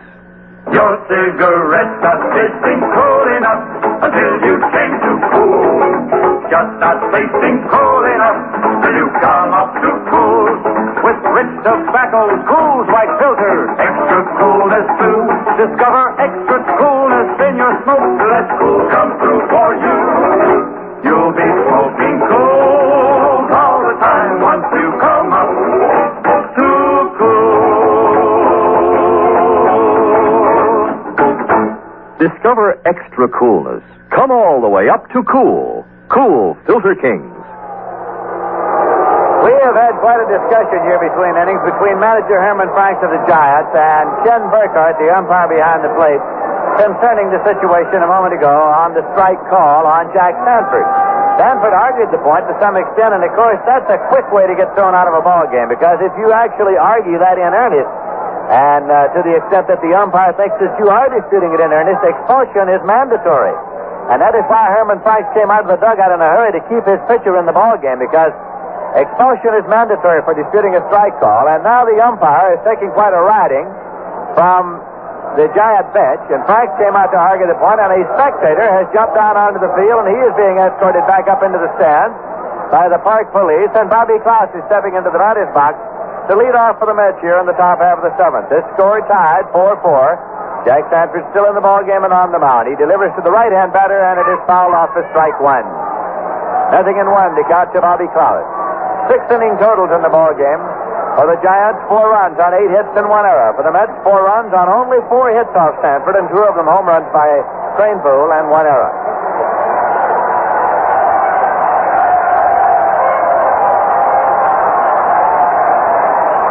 This pitch is inside low, and Klaus bluffs the bunt. And now Sanford's a little unhappy with that call, as he figures that it should have been called a strike, and he sort of is appealing to anyone that would look. It is a 1-1 count now to Bobby Klaus at the plate. Jack Sanford with a 1-1 delivery. Kicks high, and the pitch is low and away for a ball. 2-1. Jack Sanford is the oldest member of the Giant squad at 35. Tom Haller goes out to the mound now to talk things over. Bob Shaw is working down in the bullpen for the Giants.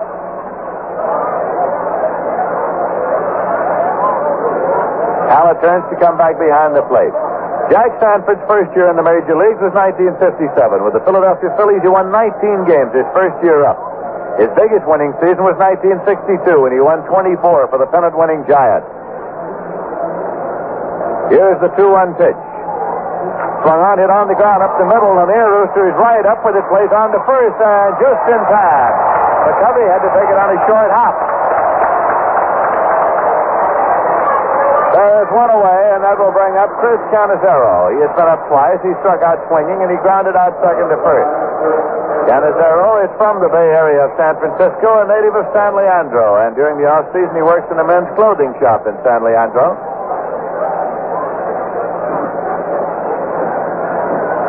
Score tied here 4-4 in the top half of the seventh inning.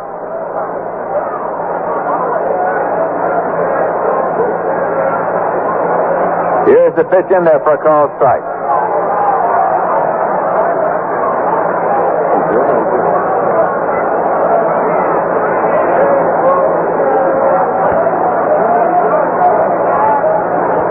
And now the pitch swung on and popped up down the right field line. McCovey retreats, but Lanier calls him off and makes the catch in fair territory. 2 away, and that will bring up the Met pitcher Gary Crow.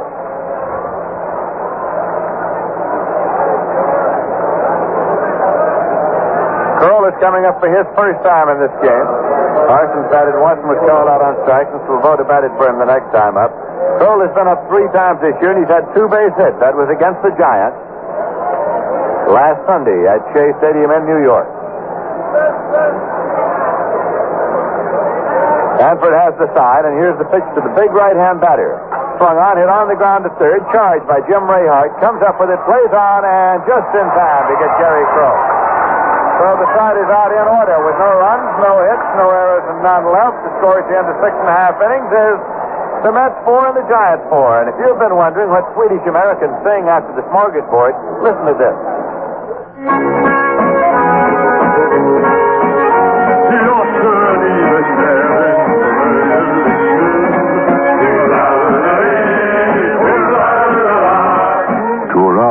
Is a song that Swedish Americans sing over and over at their parties and picnics until they raise a fearful thirst. Then they change their tune.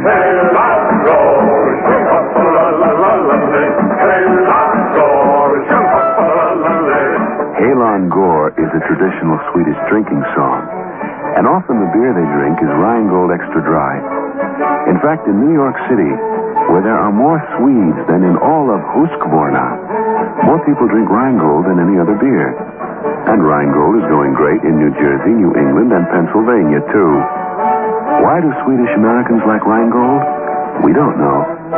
But we must be doing something right.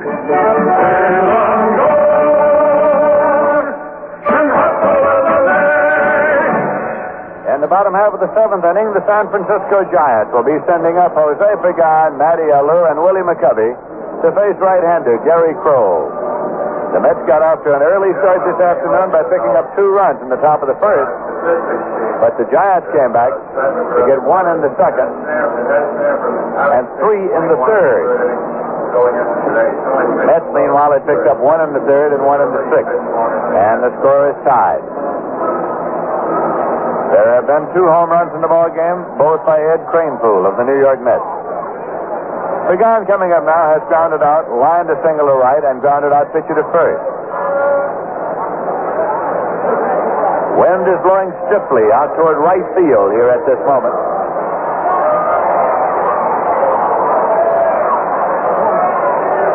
Kroll looks in to get a sign from Chris Canizero. And the pitch. The breaking ball inside and high for ball 1.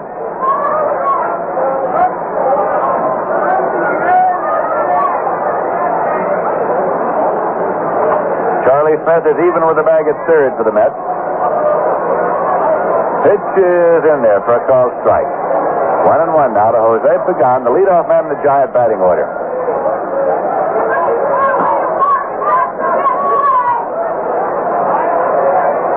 Mets have the defense shaded toward left. Playing Pagan to pull. Here's a swing and a foul ball. Back of third, going out of play. Runs the count to 1 ball and 2 strikes now to Pagan. That ball ricocheted on down into the Met bullpen where it was picked up by Met pitching coach Warren Spahn. He's a busy man. You know, sometimes you might think that when a man gets to be 44 years of age, as Warren Spahn did yesterday, and when he has the accomplishments and achievements to his credit that Spahn has, that he might get just a little blasé about the game of baseball. But I have never seen a man who is bubbling more about the New York Mets and the day-by-day baseball games than Spahn. Here's a pitch in there for a called strike 3. Struck him out. Kroll picks up his first strikeout. Parsons didn't strike out anybody during his tenure. And now Matty Alou is coming up. He executed a drag bunt for a base hit in the first inning. He looped a single to right for a base hit in the third inning, and he lined out to Johnny Lewis in right in the 5th inning. So he's 2 for 3 this afternoon. We hope that you enjoy these broadcasts of the Mets games, and we hope you'll enjoy Rheingold beer along with the game. The pitch is low for a ball. Alou bluffed the bunt. He is hitting right now .429. Kranepool is hitting .459. Kranepool leading the National League in batting. Matty Alou was signed for a bonus of $200, which is fairly reasonable when you consider the bonuses that are paid these days. His brother, Jesus Alou, was paid $1,500. Here's a pitch high and away. On the other side of the ledger, Gaylord Perry was paid $90,000.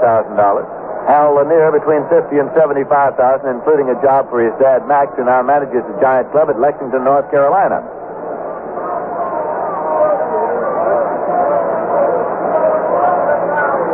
Two 2-0 is the count to Matty Alou as he backs out to take a look down at the sign man, Charlie Fox, at third.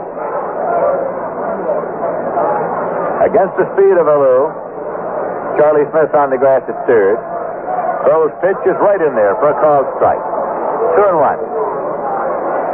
There is one man out and nobody on base. The score is tied. The Mets 4 and the Giants 4. Gary Crow with the 2-1 pitch. It's high and away as Alou again moved up and bluffed the bunt. Runs the count out to 3-1 now.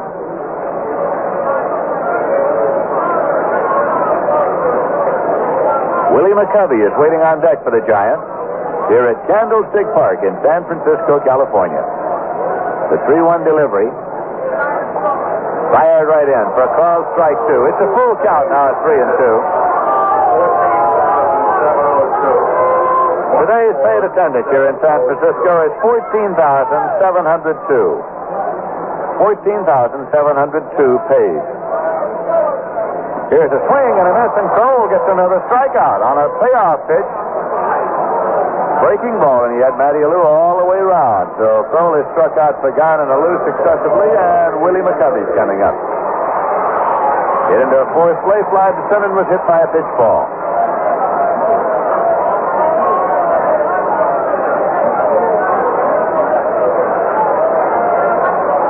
Gary Kroll deals a pitch to Big Stretch. It's foul back into the seats and out of play for strike 1.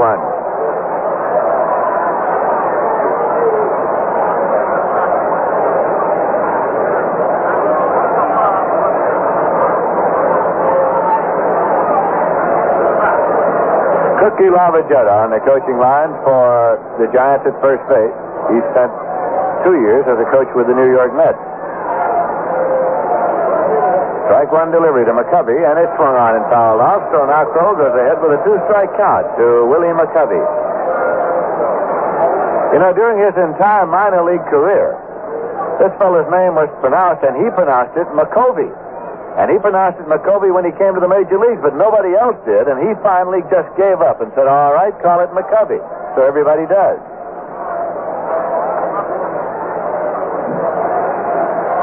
He used to tell you that it rhymed with anchovy. Here's the 2-strike pitch. Swung on and missed, and Gary Kroll has struck out the side. Striking out Pagan, Matty Alou, and Willie McCovey in order. No runs, no hits, no errors, none left. Score at the end of 7 full innings is the Mets 4 and the Giants 4. And now let's check on scores of other games. In the National League, the Philadelphia Phillies again tonight will be down in Los Angeles to take on the Dodgers. Johnny Padres last night shut out the Phils, and that's good news for Dodger fans. If Padres has indeed returned to form, can you imagine that pitching staff of Koufax, Padres, Osteen, and Drysdale? Tonight, the Pittsburgh Pirates play the Houston Astros at the Dome Stadium in Houston.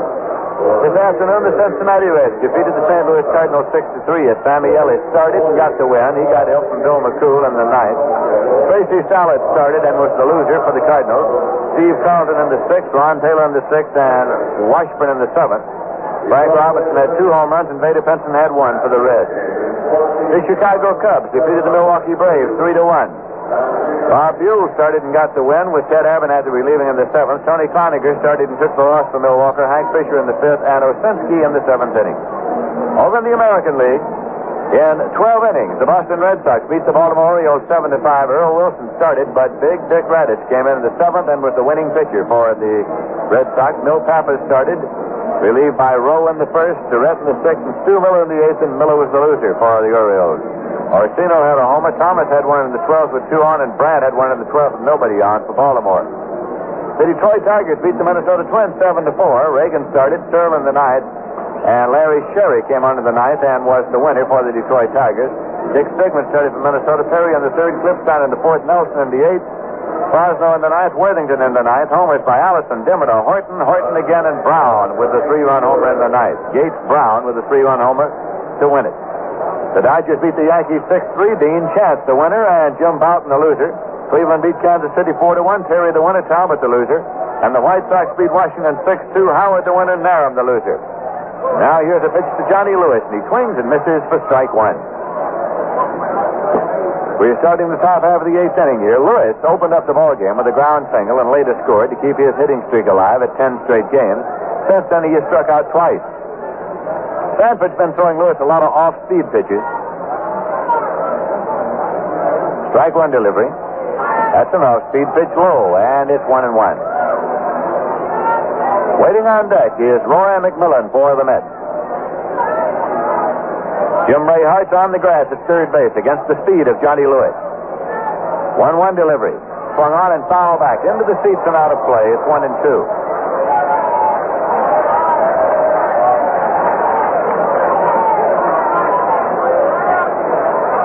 A big Sunday doubleheader here tomorrow. Mets and the Giants split a Sunday doubleheader last Sunday in New York, and so tomorrow they'll be playing on the second successive Sunday with a twin bill. Starts out here at high noon. Means to start in New York at 3 p.m. We'll be on the air at 2:55 tomorrow. There's a swing and a high pop on an off-speed pitch. It's to right field. Jesus Salou is over there underneath, and he makes the catch. One away, and now Roy McMillan. Pushed a bunt to the right side in the first inning, and McCovey threw it away. Then he's counted out twice, short to first. So officially, he's nothing for two.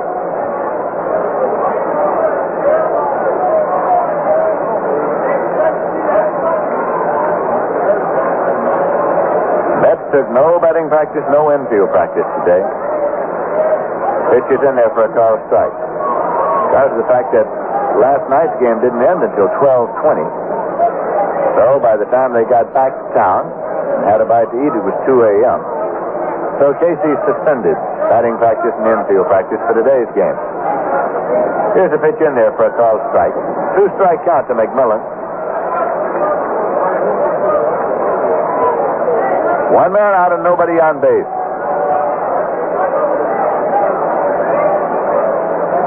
Ed Cranepool's on deck. Here's a 2-strike delivery. Thrown out, hit in the air to center. Willie Mays races over, pounds the glove, and puts it away. You had to sort of reach out a foot or so and haul it in after you touched. 2 men out, and Cranepool's coming up. He's had home runs in each of his last 2 times, leading the National League at bat with a mark of 459. And you hear a little stirring around in the stands as he is announced. Jack Sanford with the pitch. And it's low for a ball. Cranepool has 3 home runs to his credit so far this season. Sanford's pitch. Outside. It's 2-0. He's working carefully to Ed Cranepool, who looks down to Don Hefner to see if he's taking.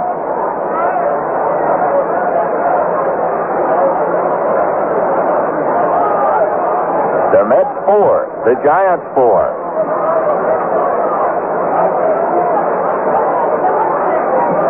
Pat Pagan has been moved all the way over to the second base side of the bag.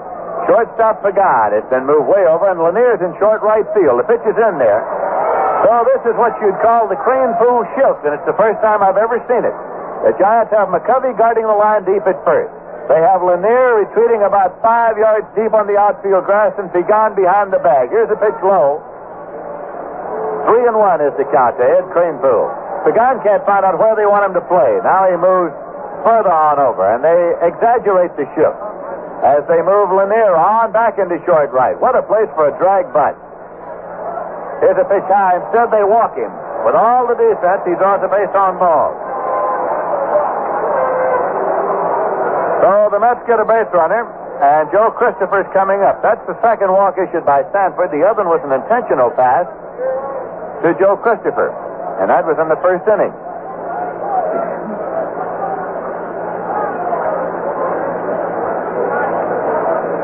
Strangely enough, day by day, that would not be a good defense against Ed Cranepool at all.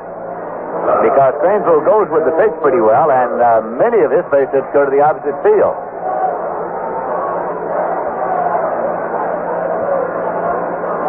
Christopher's up there. Cranepool leads at first. Here's a swing and a drive into left center field for a base hit. Cranepool around second. He's on his way to third. Mays up with the ball. The throw goes to second. Cranepool pulls up safely at third, and Christopher's on at first with a line single to left. That is only the 5th hit for the Mets off Jack Sanford, but it gives them runners at first and third.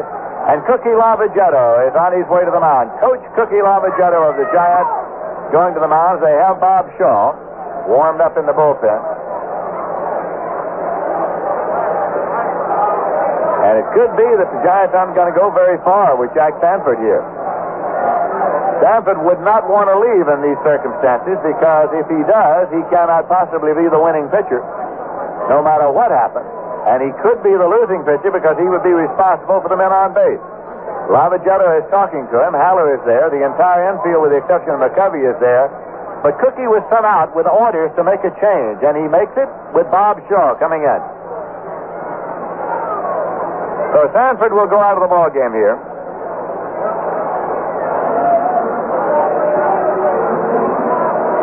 And the indication from that is that the Giants don't go very far with Jack Sanford because he has only walked one man, other than an intentional pass, and it's been reached for only 5 hits.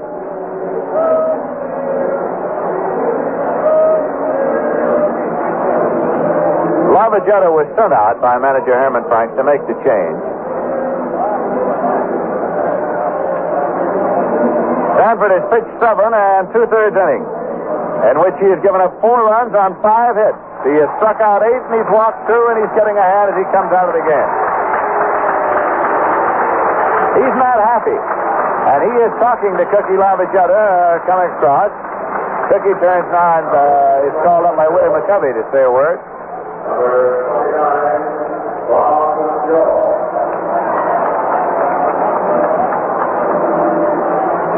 Bob Shaw, a native of Garden City, Long Island. Here's the pitcher. Bob Shaw came to the major leagues with the Detroit Tigers. His best year was 1959 with the Chicago White Sox, their pennant-winning year, when he won 18 games. The Mets have Jesse Gonder now on deck. So Casey Stengel is going to his bench to send up a left-hand batter, Jesse Gonder. And he is sending Billy Cowan down to the bullpen to loosen up. It'll be Gonder hitting for Hickman, and then he's loosening up Cowan to go into center field in the next inning. So Casey is making his bid here in the top half of the 8th to get a run with the score tied 4-4. Cranepool is the runner at third base. And Joe Christopher is the runner at first base with 2 men out. You may recall that last night Jesse Gonder delivered a home run in the 9th inning as he followed Ron Swoboda, who had just hit a home run. So Swoboda and Gonder hit him back-to-back last night.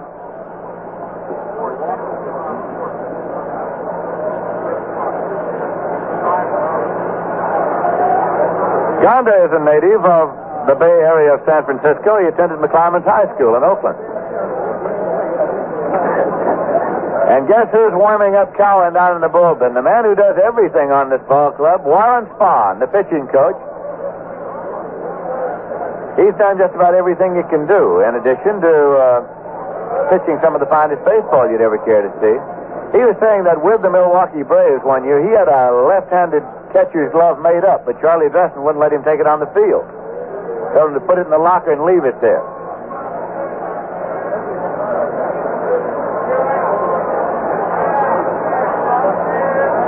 Bob Henley and Frank Lindsay are warming up in the bullpen now for the Giants. As Jesse Gonder steps into the batter's box now, Shaw is warmed up. Shaw is a right-hander. You work off the stretch, and his stretch here is the stance of having that ball at the belt when you take the sign and throwing right from there. He is looking in now. Runners lead at first and third. He sets. Here's the pitch. Way outside for a ball. Score tied 4-4. Gonder batting for Hickman.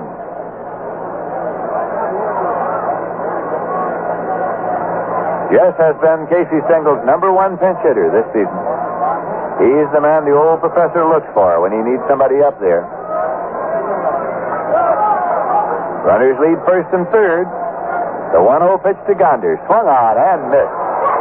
All the way around. He was swinging for distance. It's 1-1. Herman Franks was wearing a jacket earlier in the afternoon. He has shed that. And the heat of the day's combat. Charlie Smith on deck for the Mets.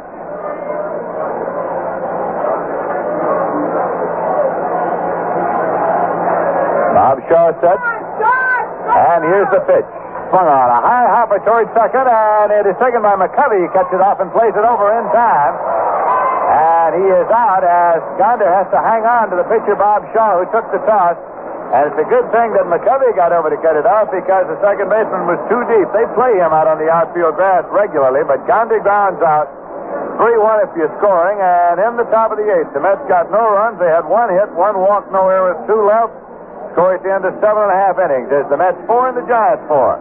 And here's a helpful driving tip from the makers of Super Shell, the good mileage gasoline.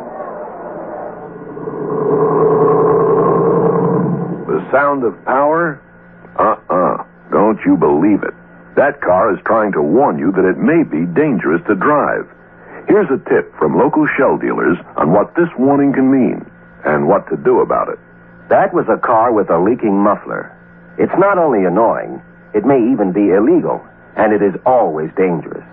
That's because a leaking muffler releases harmful exhaust gases. These gases can then seep into the passenger compartment where they can make you ill or even drowsy at the wheel. So if you suspect a leaking muffler, take your car into your Shell dealer right away for a check of the exhaust system. Let him make the needed repairs. And soon a car that sounds like this will sound like this. That's the real sound of safe power. The sound you want to hear from your car. Remember, at Shell stations, service is our business. For the Giants in the bottom of the eighth, Willie Mays is up to lead off. Gary Kroll into the windup, and the pitch to the right-hand batter is low in the dirt for a ball. Gary Kroll struck out the side in the bottom of the seventh, getting Pagan, Matty Alou, and Willie McCovey. Willie Mays is 2 for 3 in this game today. He has driven in 1 run and scored 1 himself. Willie with a current batting average of .359. Gary Kroll with the pitch to Willie. And it's high, so he goes behind Mays, 2-0.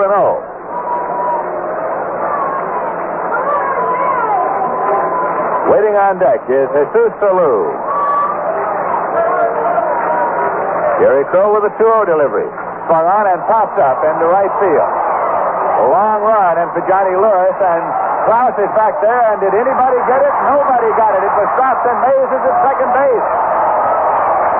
Johnny Lewis and Klaus both tried for it just near the line, and it fell in, and Mays is at second base.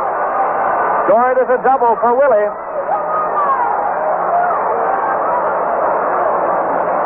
It was a sky-high pop down the line. Cranesville went back. Lewis came in, and Klaus cut over. Both Klaus and Lewis stabbed at it, and the ball was off the glove of both. But Mays has a leadoff double here in a game that is tied. Bottom half of the eighth inning, and now Charlie Fox, the coach's third, wants a word with Jesus Salou. Coming up next. Lou is 2 for 3, and he's batted in 1 run and scored 1 today. He's a right-hand batter.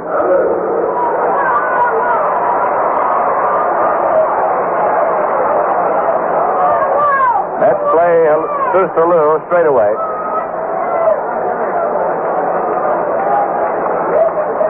Gary Kroll's pitch, and it's inside for a ball.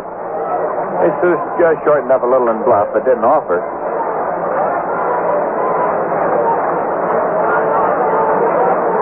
Waiting on deck is Jim Ray Hart. So Gary Kroll has his work cut out for him here in the bottom half of the eighth inning. That's 4 and the Giants 4. Kroll stepped off the rubber.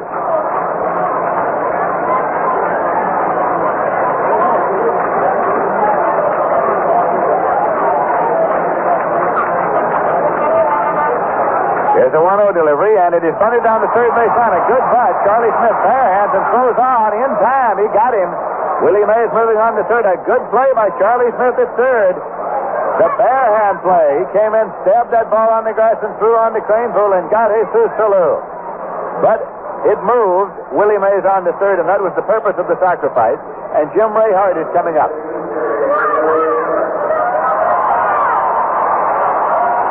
Hart is nothing for 3 in this game, but he can hit the long ball, and the Giants would like to see him at least get a fly ball to the outfield to score Mays from third. The Mets have to bring the infield in, and they do. One man out, score tied. Crow's pitch, breaking ball a little tight for ball one. Jim Ray Hart had 31 home runs last year. That did not set a club record for Giant third baseman in home runs because that's held by Mel Ott, who played third base 1 year and had 36 home runs. Here's a pitch in there for a called strike. It's 1-1.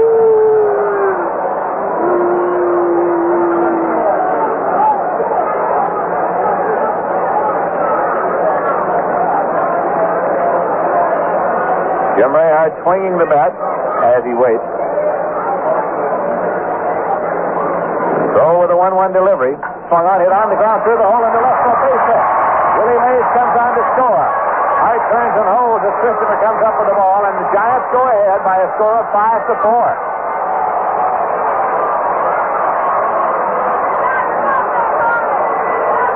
With the infield in, there was no chance to play the ball as it went between McMillan and Smith. Coming up now is Tom Haller, a left-hand batter and catcher, who's 1 for 3. Singled and drove in a run in the second inning. Still only one man out for the Giants, batting here in the bottom half of the 8th inning.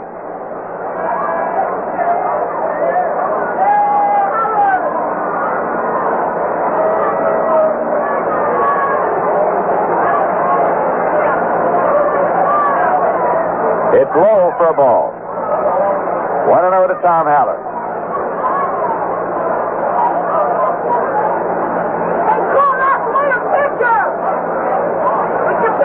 Jim Ray Hart on at first, and Cranepool is playing behind the runner there. Here's a 1-0 delivery, and it's high for a ball. So Crow now goes behind to Tom Haller, 2-0. Waiting on deck is Hal Lanier.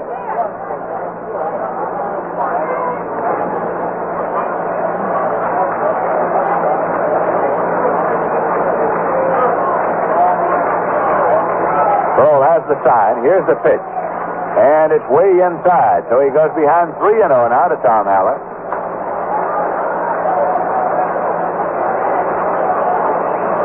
The flag in center field rippling strongly out toward right now as the wind has picked up a little velocity and now blowing a little dust across the infield. Play is held up for the moment.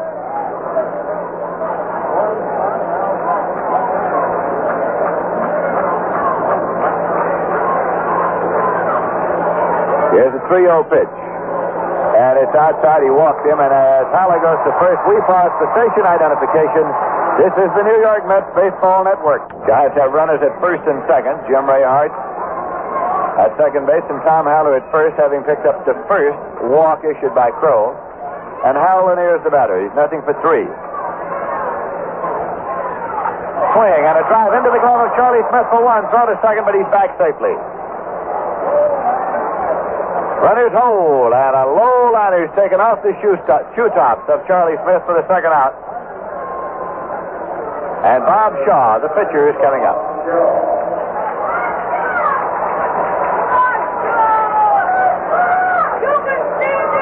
Shaw is a right-hand batter.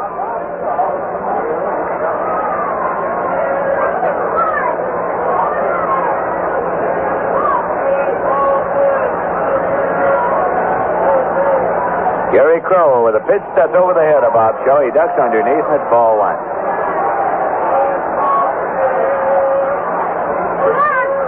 Jim Davenport is heading down to the bullpen of the Giants to loosen up.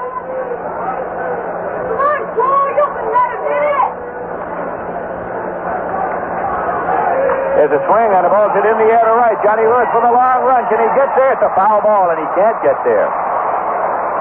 Curved off foul, and Lewis was still several steps away as that was curving away from him.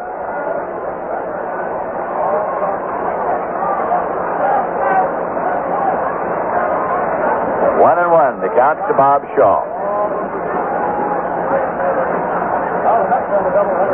Giants have 5 runs on 10 hits. The Mets have 4 runs on 5 hits.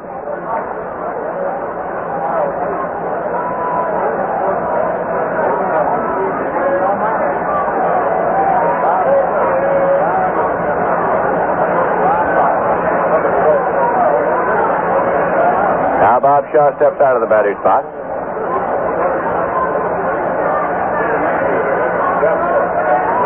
Comes back in.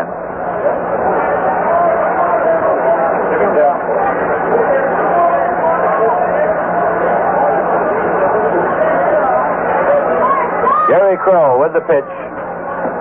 Low and away. Shaw had a notion, laid off. Took it at 2 balls and 1 strike.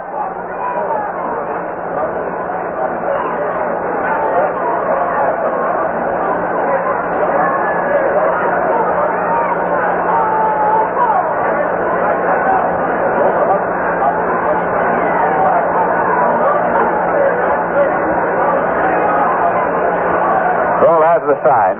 2-1 delivery to Shaw. Misses outside. Here's a throw to first, not in time. Canizaro fired it down to Cranepool, but Haller was back safely. And now Kroll has gone behind to Bob Shaw, 3-1. Casey Stengel, little concerned, moves around a little in front of the dugout and then goes back in. He has nobody warming up in the bullpen at this moment. Get Frank Larry warm down there a moment ago. Here's a 3-1 pitch. In there for a called strike.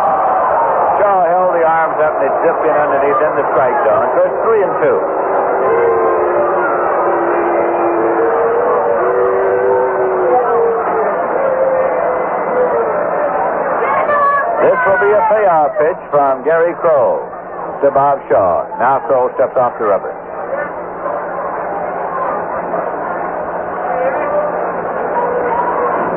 Checks the runners at first and second. They're going. Payoff pitch is lined into right field for a base hit. Jim Ray Hart comes on to score. Tom Haller moves to third, and Shaw is on with a single to right center field on a run batted in. The Giants now lead 6-4. With the runners going on the 3-2 pitch, Shaw slammed the ladder over the head of second baseman Bobby Klaus. And now Jose Pagan is coming up. Giants 6 and the Mets 4.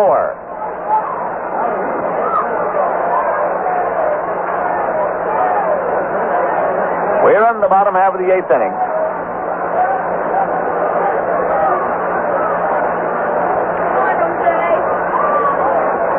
Rose pitch to the right-hand batter. It's deep to center. And Billy Cowan retreats. He's there, and Billy Cowan puts it away. But in the bottom of the 8th, the Giants picked up 2 runs on 3 hits. There were no errors and 2 left. And the score at the end of 8 full innings is the Giants 6 and the Mets 4. The Mets will be coming home to open up a homestand at Shea Stadium on the night of May 4th. The Philadelphia Phillies will be in, and it's going to be quite a homestand because in addition to the Phillies, the Milwaukee Braves will be in, the St. Louis Cardinals will be in, and the Cincinnati Reds will be in. So if you'd like to purchase tickets for any of the Met games of that homestand or of any future game to be played by the Mets at Shea Stadium, here's where you can do it. The advanced ticket window at Shea Stadium is open 7 days a week.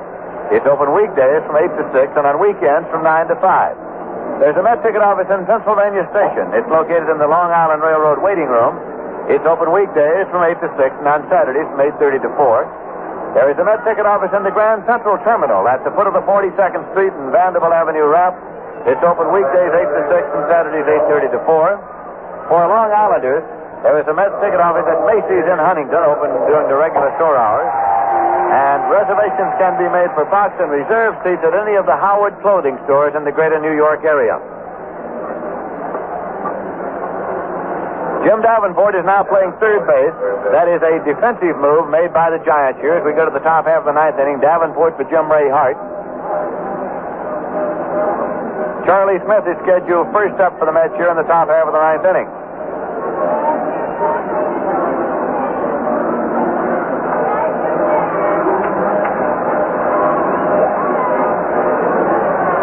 Bob Shaw is still on the mound.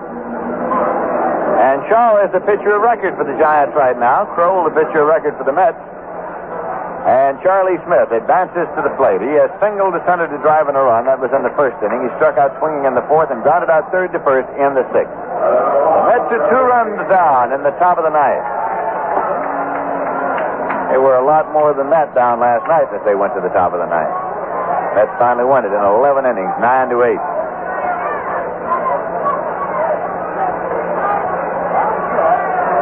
Frank Lindsay and Bob Henley throwing in the Giant bullpen. Bob Shaw's pitch to Smith. He pushes him up to the right side, and now can he beat Shaw to the bag? He can, and he's on. So that is the play to use against the defense of the Giants when they drop that second baseman back on the edge of the grass in right field. You push that bunt to the right side. You make the first baseman play it and beat the pitcher to the bag, and it's a base hit. So the Mets quickly get a leadoff runner, and that's what you look for when you're 2 runs behind. Cleon Jones is coming out now to bat for Bobby Klaus. Well, there might be a lot of method in this move because Cleon Jones is a right-hand batter, but his power is to right field, and that's where the wind is blowing. So when you're 2 runs behind, you want a man who can hit that ball in the air the way that you get the help from the wind. So Cleon Jones is coming up.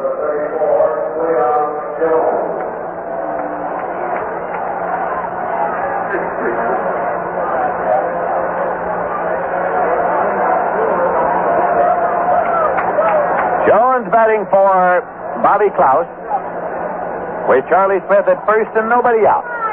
The Giants leading the Mets by a score of 6-4. Larry Bernard is up and throwing in the bullpen for the Mets.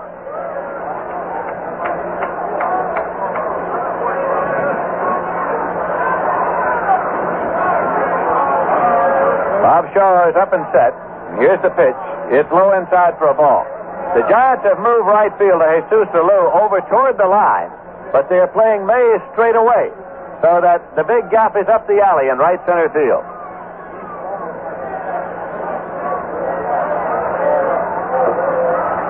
Now the pitch swung on and hit in the air to left field, and moving back is Matty Alou. He's there. He has plenty of room.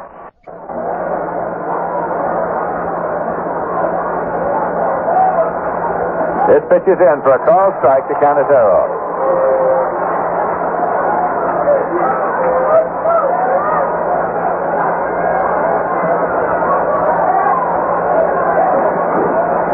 Shaw, of course, working off the stretch.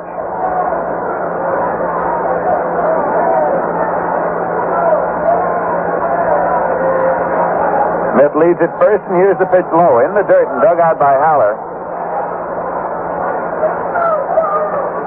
1-1 to Canizero.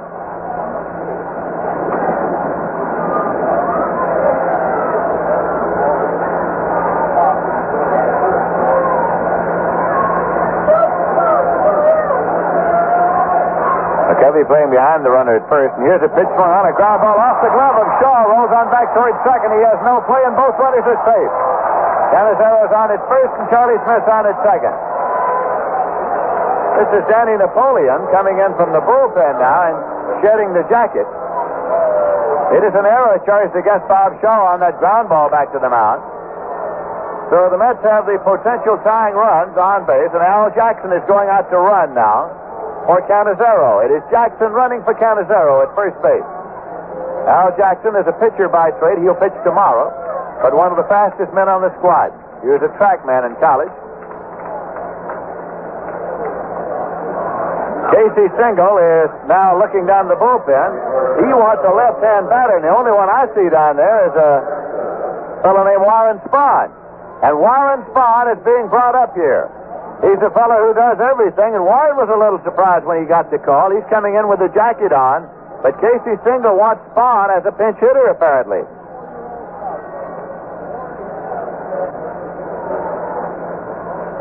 Warren Spahn has hit more home runs than any pitcher in the history of the National League. He has 36 career home runs. And he's going to be called on here as a pinch hitter by manager Casey Stengel. 44 years old yesterday, has won more games as a pitcher than any left-hand in the history of the game. And nobody's come out of the dugout yet. Napoleon went in there and so did Spahn, and when somebody comes out, we'll sure tell you. The Giants are leading with a 2-run margin. Shaw is staying warm by firing in the warm-up tosses here.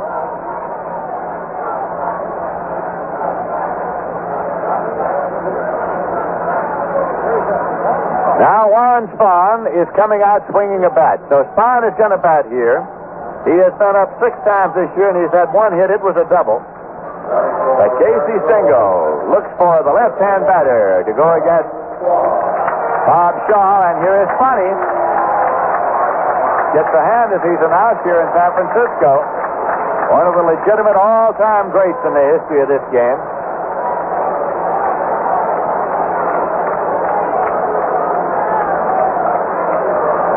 So it is Vaughn batting for Gary Kroll here in the top half of the ninth inning.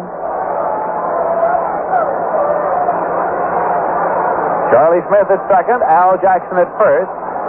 Bob Shaw up and set. The pitch to Spahn, and it's in for a called strike. Johnny Lewis is now on deck. He is a left-hand batter.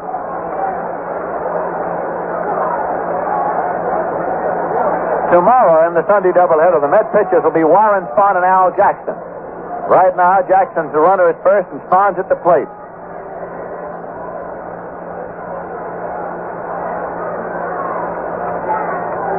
Runners lead first and second.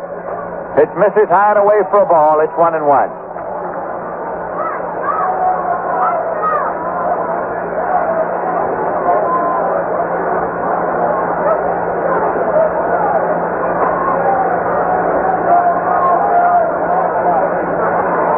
Giants shade the defense to right just a little.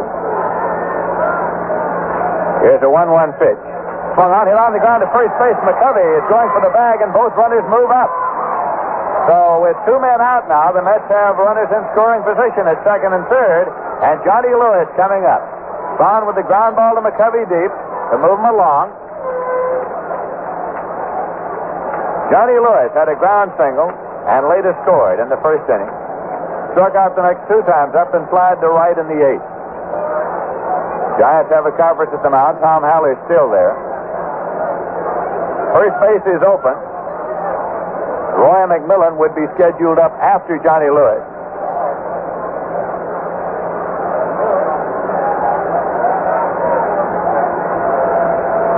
Giants 6 and the Mets 4. But the Mets have runners at second and third.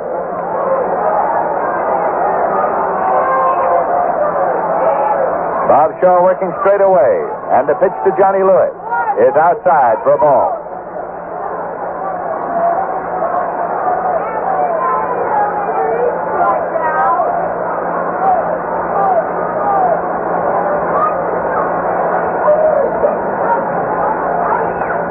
This is a foul ball as he checked the swing, and it rolled off to the left side. 1-1 to count now to Johnny Lewis. Mets have Dennis Rybat up and throwing in the bullpen also now. Ron Swoboda is working as a bullpen catcher down there.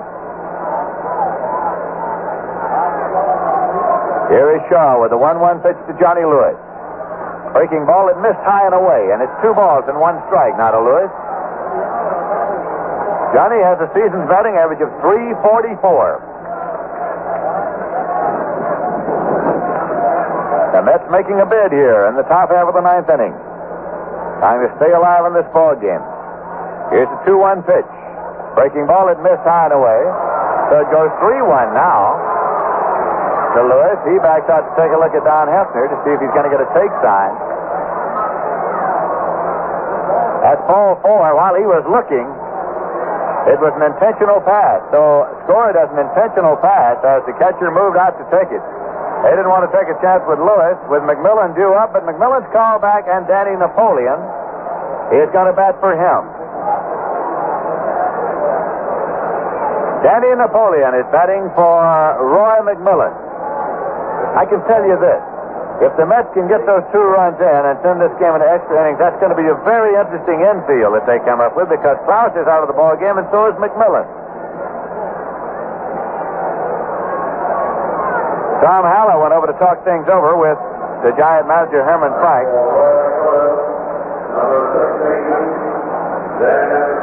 And Napoleon has been up only twice, and he's had 1 hit, so his batting average for the season is .500.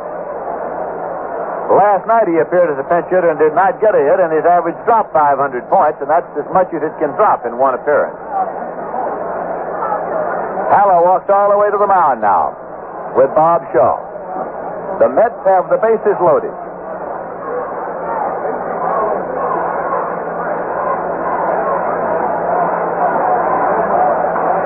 Danny Napoleon has had 1 year of professional baseball in which he hit .351 with Auburn and the New York Penn League. Right-hand batter, Bob Shaw, goes to work. And the pitch is in there for a called strike. Bob Shaw has been the most effective of the Giant relief hurlers this season. He's working carefully and slowly now. He takes his glove off and is working on the baseball.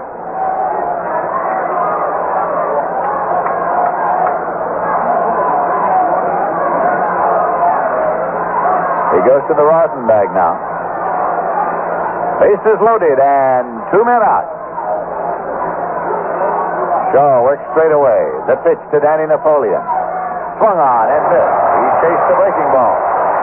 A 2-strike count now to Napoleon. Shaw has gone quickly ahead. Charlie Smith at third base. Al Jackson at second base. And Johnny Lewis at first base. And here's the 2-strike delivery. Swung on and hit in the air to right. It is deep. And chased back there by Jesus Salou. And he can't get it. It is rolling near the wall. Jackson scores. Lewis scores. The Mets take the lead. And sliding in at third with a triple is Danny Napoleon. Jesus Salou thought for a moment the ball was going over the fence. It was right at the wall. He finally leaped for it. It was off his glove. Rolled around the base of the wall. Willie Mays helped him chase it down. But it's a triple and 3 runs batted in, and the Mets lead by a score of 7-6 here at Candlestick Park in San Francisco. Casey Single's strategy has paid off again here in this series. As the Mets have taken the lead, Cranepool is coming up. But before he does, Cookie Lavagetto is going to the mound to make a pitching change for the Giants.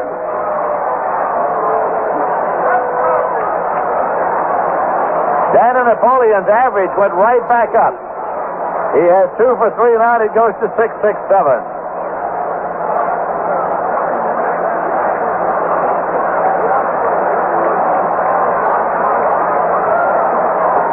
Lavagetto has made the change as Shaw is leaving the ball game. And coming in is the left-hander, Bob Henley. He was in there last night briefly. The fact that there were 2 men out and good speed on the bases accounted for the fact that the Mets were able to score 3 runs because they were running with 2 men out on the fly ball, had good speed in Jackson. Charlie Smith, of course, scored easily from third. Good speed with Jackson from second, and excellent speed with Lewis on at first. We paused there for him because the press box PA said Mike Lindsay pitching, but that's hardly true because he's a right-hander. That's a left-hander out there on the mound. That's Bob Henley. He'll be pitching the left-hand batter, Ed Cranepool. That's the move to the left-hand pitcher here. Shaw pitched 1 full inning, 2/3 of this one and 1/3 of the last one. And he's been touched for 3 runs. He's responsible for the runner at third. Given up 2 hits, struck out 9 and walked 1, but he's the pitcher of record at this moment.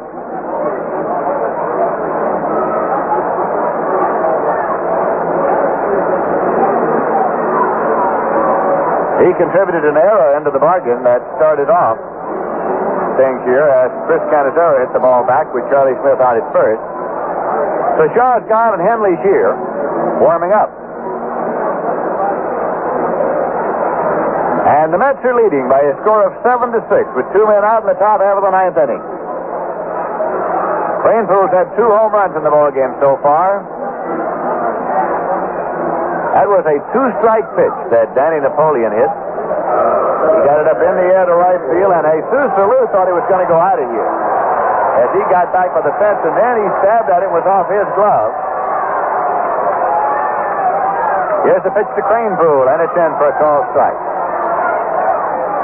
Leon Jones has gone down to the bullpen to loosen up a little now.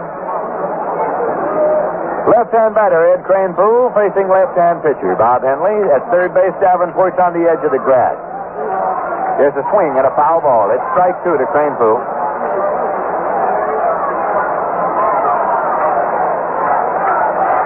Al Now, Lanier, the second baseman for the Giants, is on the outfield grass. That is a regular maneuver that the Giants use. They're playing that second baseman out there in short right field. And, of course, Charlie Smith pointed his way on to open the top half of the ninth inning. Lanier wasn't playing that deeply against the right-hand batter, but he was way back there. And so when McCovey had to field the ball, there was no play.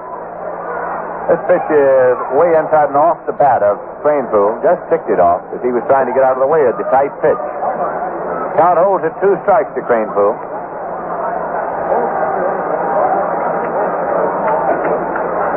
The triple by Danny Napoleon to drive in the 3 runs was the first triple for the Mets this season.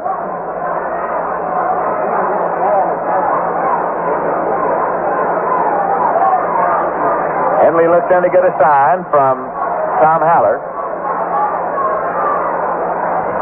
And the pitch is swung out and missed. Henley strikes out Cranepool to retire the side.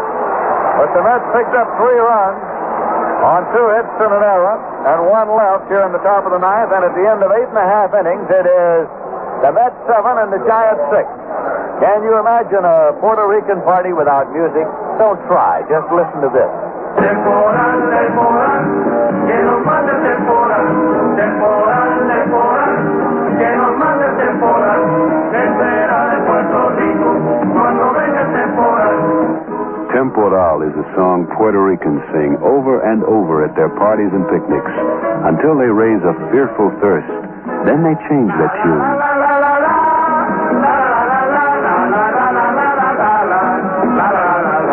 Seis Choriao is the song a Puerto Rican drinks to. He'll sit down, call for a beer, probably Rheingold extra dry. In fact, in New York City, where there are more Puerto Ricans than in all of San Juan, more people drink Rheingold than any other beer. And Rheingold is going great in New Jersey, New England, and Pennsylvania, too. Why do Puerto Ricans like Rheingold? We don't know. But we must be doing something right.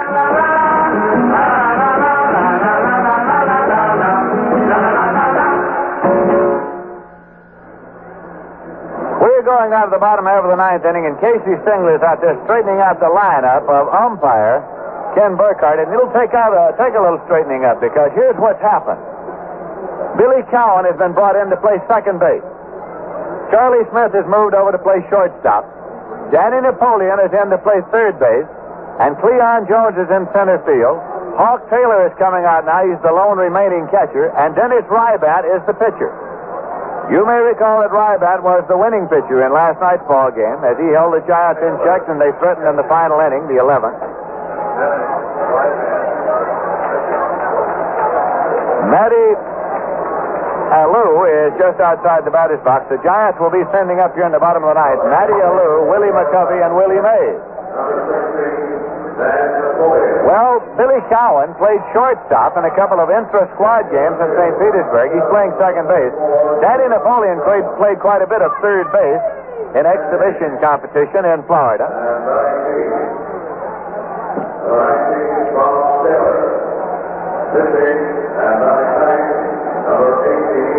And here is Matty Alou in and waiting to open up the bottom of the ninth with Dennis Rybat on the mound for the New York Mets. Rybat pitch, and it's in there for a called strike. Matty Alou is 2 for 4 in this game. Hawk Taylor's gone out to get checked out now with Rybat. Danny Napoleon is on the edge of the grass at third base.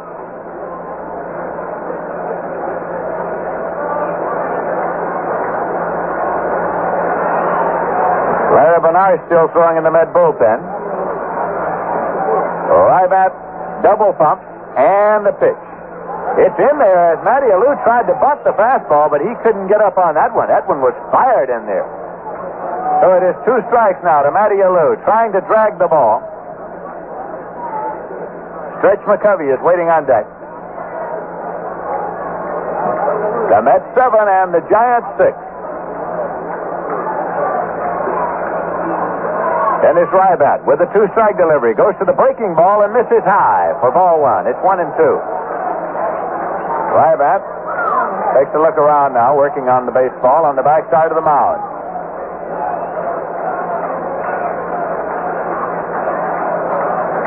The Mets with an infield of Ed Kranepool at first, Billy Cowan at second, Charlie Smith at short, and Danny Napoleon at third. Here is the 1-2 pitch. Swung on and fouled on the right field line, out of play. The count holds at 1-2. We pause for station identification. This is the New York Mets Baseball Network. And this is WGY Schenectady, 810 on your dial, where the time is 8 p.m.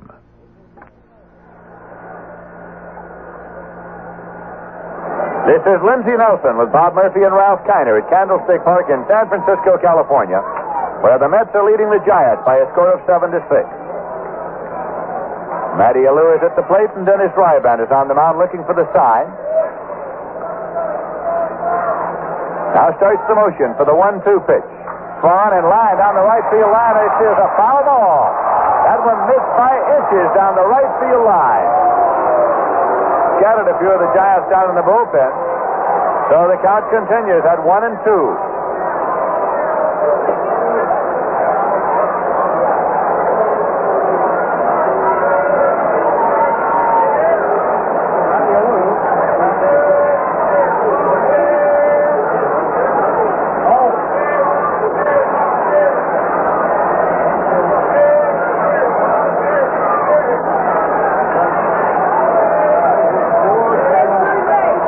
Matty Alou hitting .414 at this moment.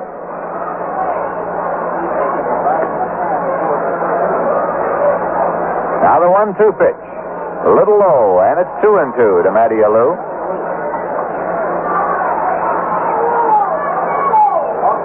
Herman Frank, the Giant manager, leaning on the side of the dugout. A very concerned gentleman here in the bottom half of the ninth inning.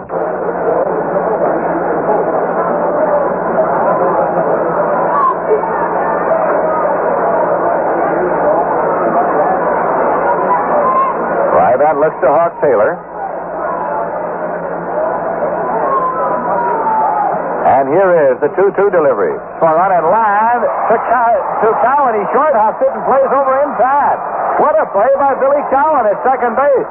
That was a line shot on a short hop, and he one-handed the ball, came up and played on to first in time, and it's one away. That brings up Willie McCovey. He is nothing for three and hit by a pitch ball here this afternoon. Big stretch. A distance hitter. Hawk Taylor calls time and goes out to the mound now to have a word with Dennis Ryban. Willie Mays moving out to the on-deck circle now for the Giants in the bottom half of the ninth inning.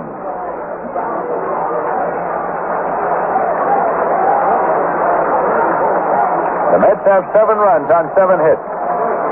The Giants have 6 runs on 11 hits.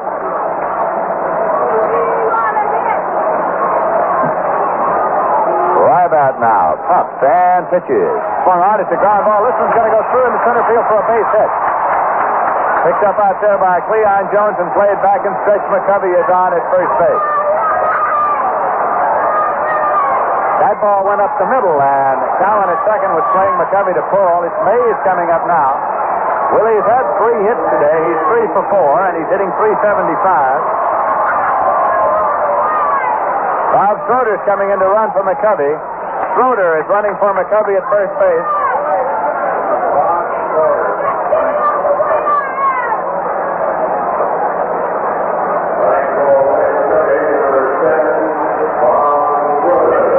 Casey Stengel is going to the mound. The old professor is going to the mound for a word with his young pitcher, Dennis Rybat, now, before pitching to Willie Mays. Cowan comes in from his position at second. Hawk Taylor goes to the mound. Danny Napoleon is coming over, and Charlie Smith figures he might as well join the conclave.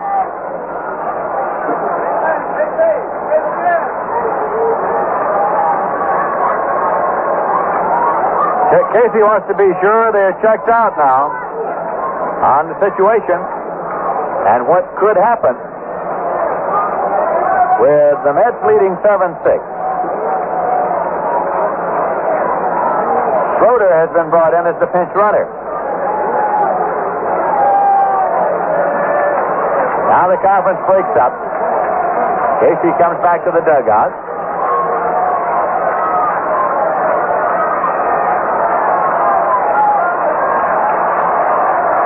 Willie Mays is in and waiting.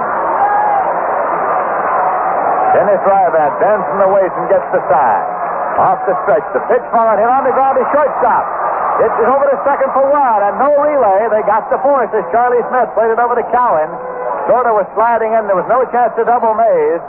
But there are two men out now in the bottom of the ninth, and Mays is on at first with Jesus Salou coming up.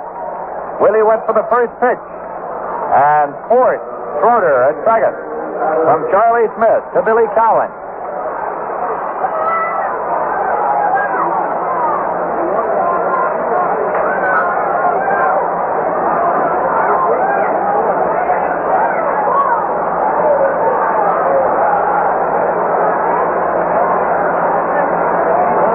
Looking for a sign, but there's Jesus Salou standing in now.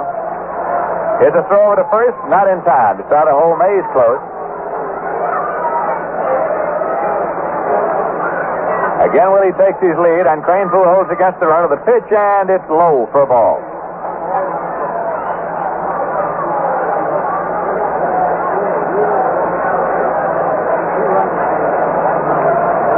Jim Davenport is on deck for the Giants. Now Rybat with the pitch runner goes, and here's the throw to second, and it is high and goes on out into center field. Willie Mays is coming to third. Cleon Jones returns the ball, and Mays takes two bases and pulls up safely at third. So Mays stole second and went on to third on the throwing error by Hawk Taylor. And quickly the Giants have the potential tying run at third base with two men out.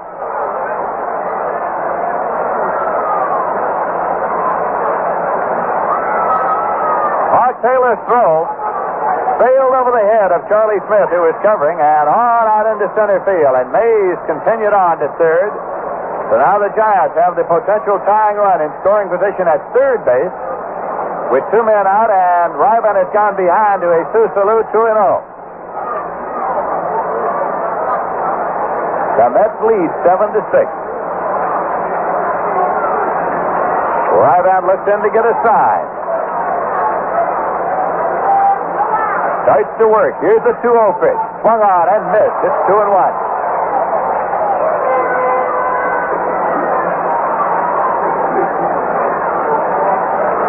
So this one has come right down to the wire here in the bottom half of the ninth inning.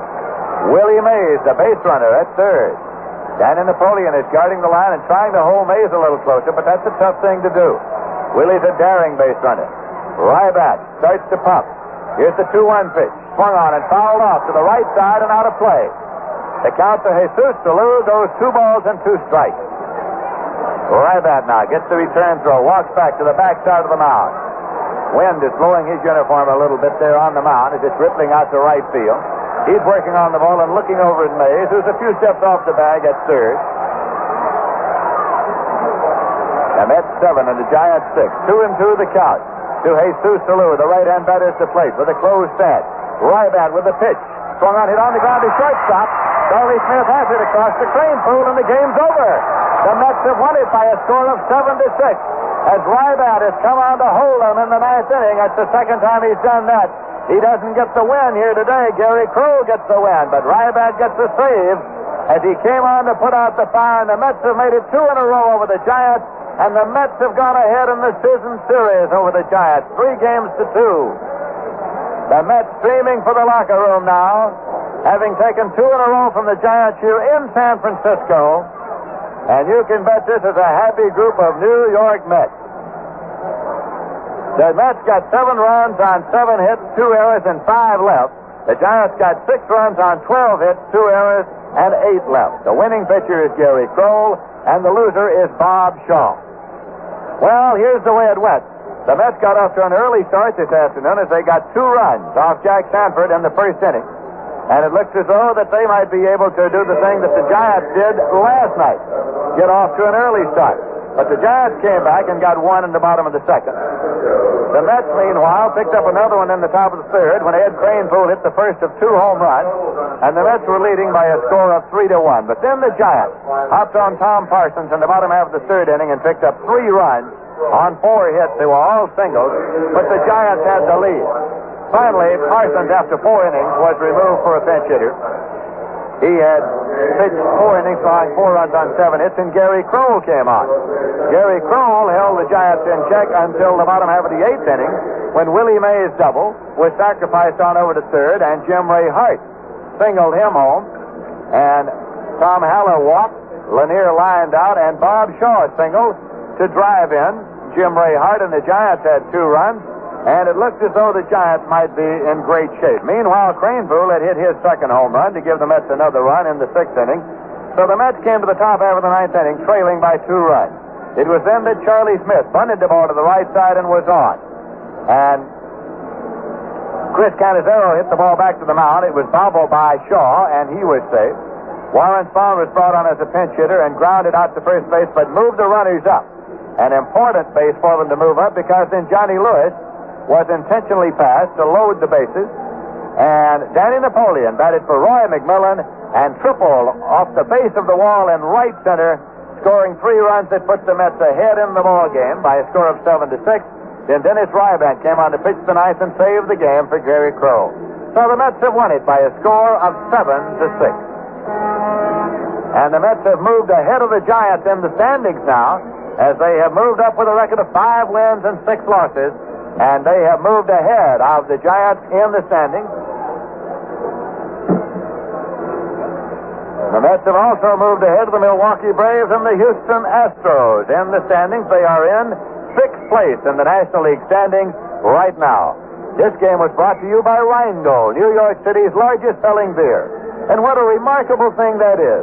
In New York, a city of so many different people with different tastes, one beer has become the favorite. Rheingold Extra Dry.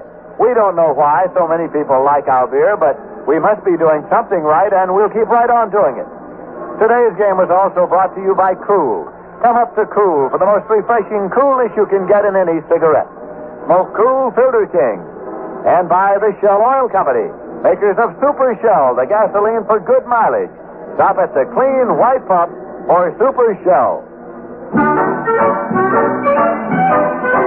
In old baseball land, there are no fans so grand as our Mets fans.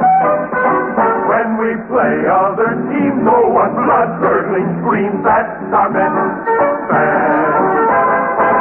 But when Mets fans shout, Go! What they mean, we all know. We've got no place to go.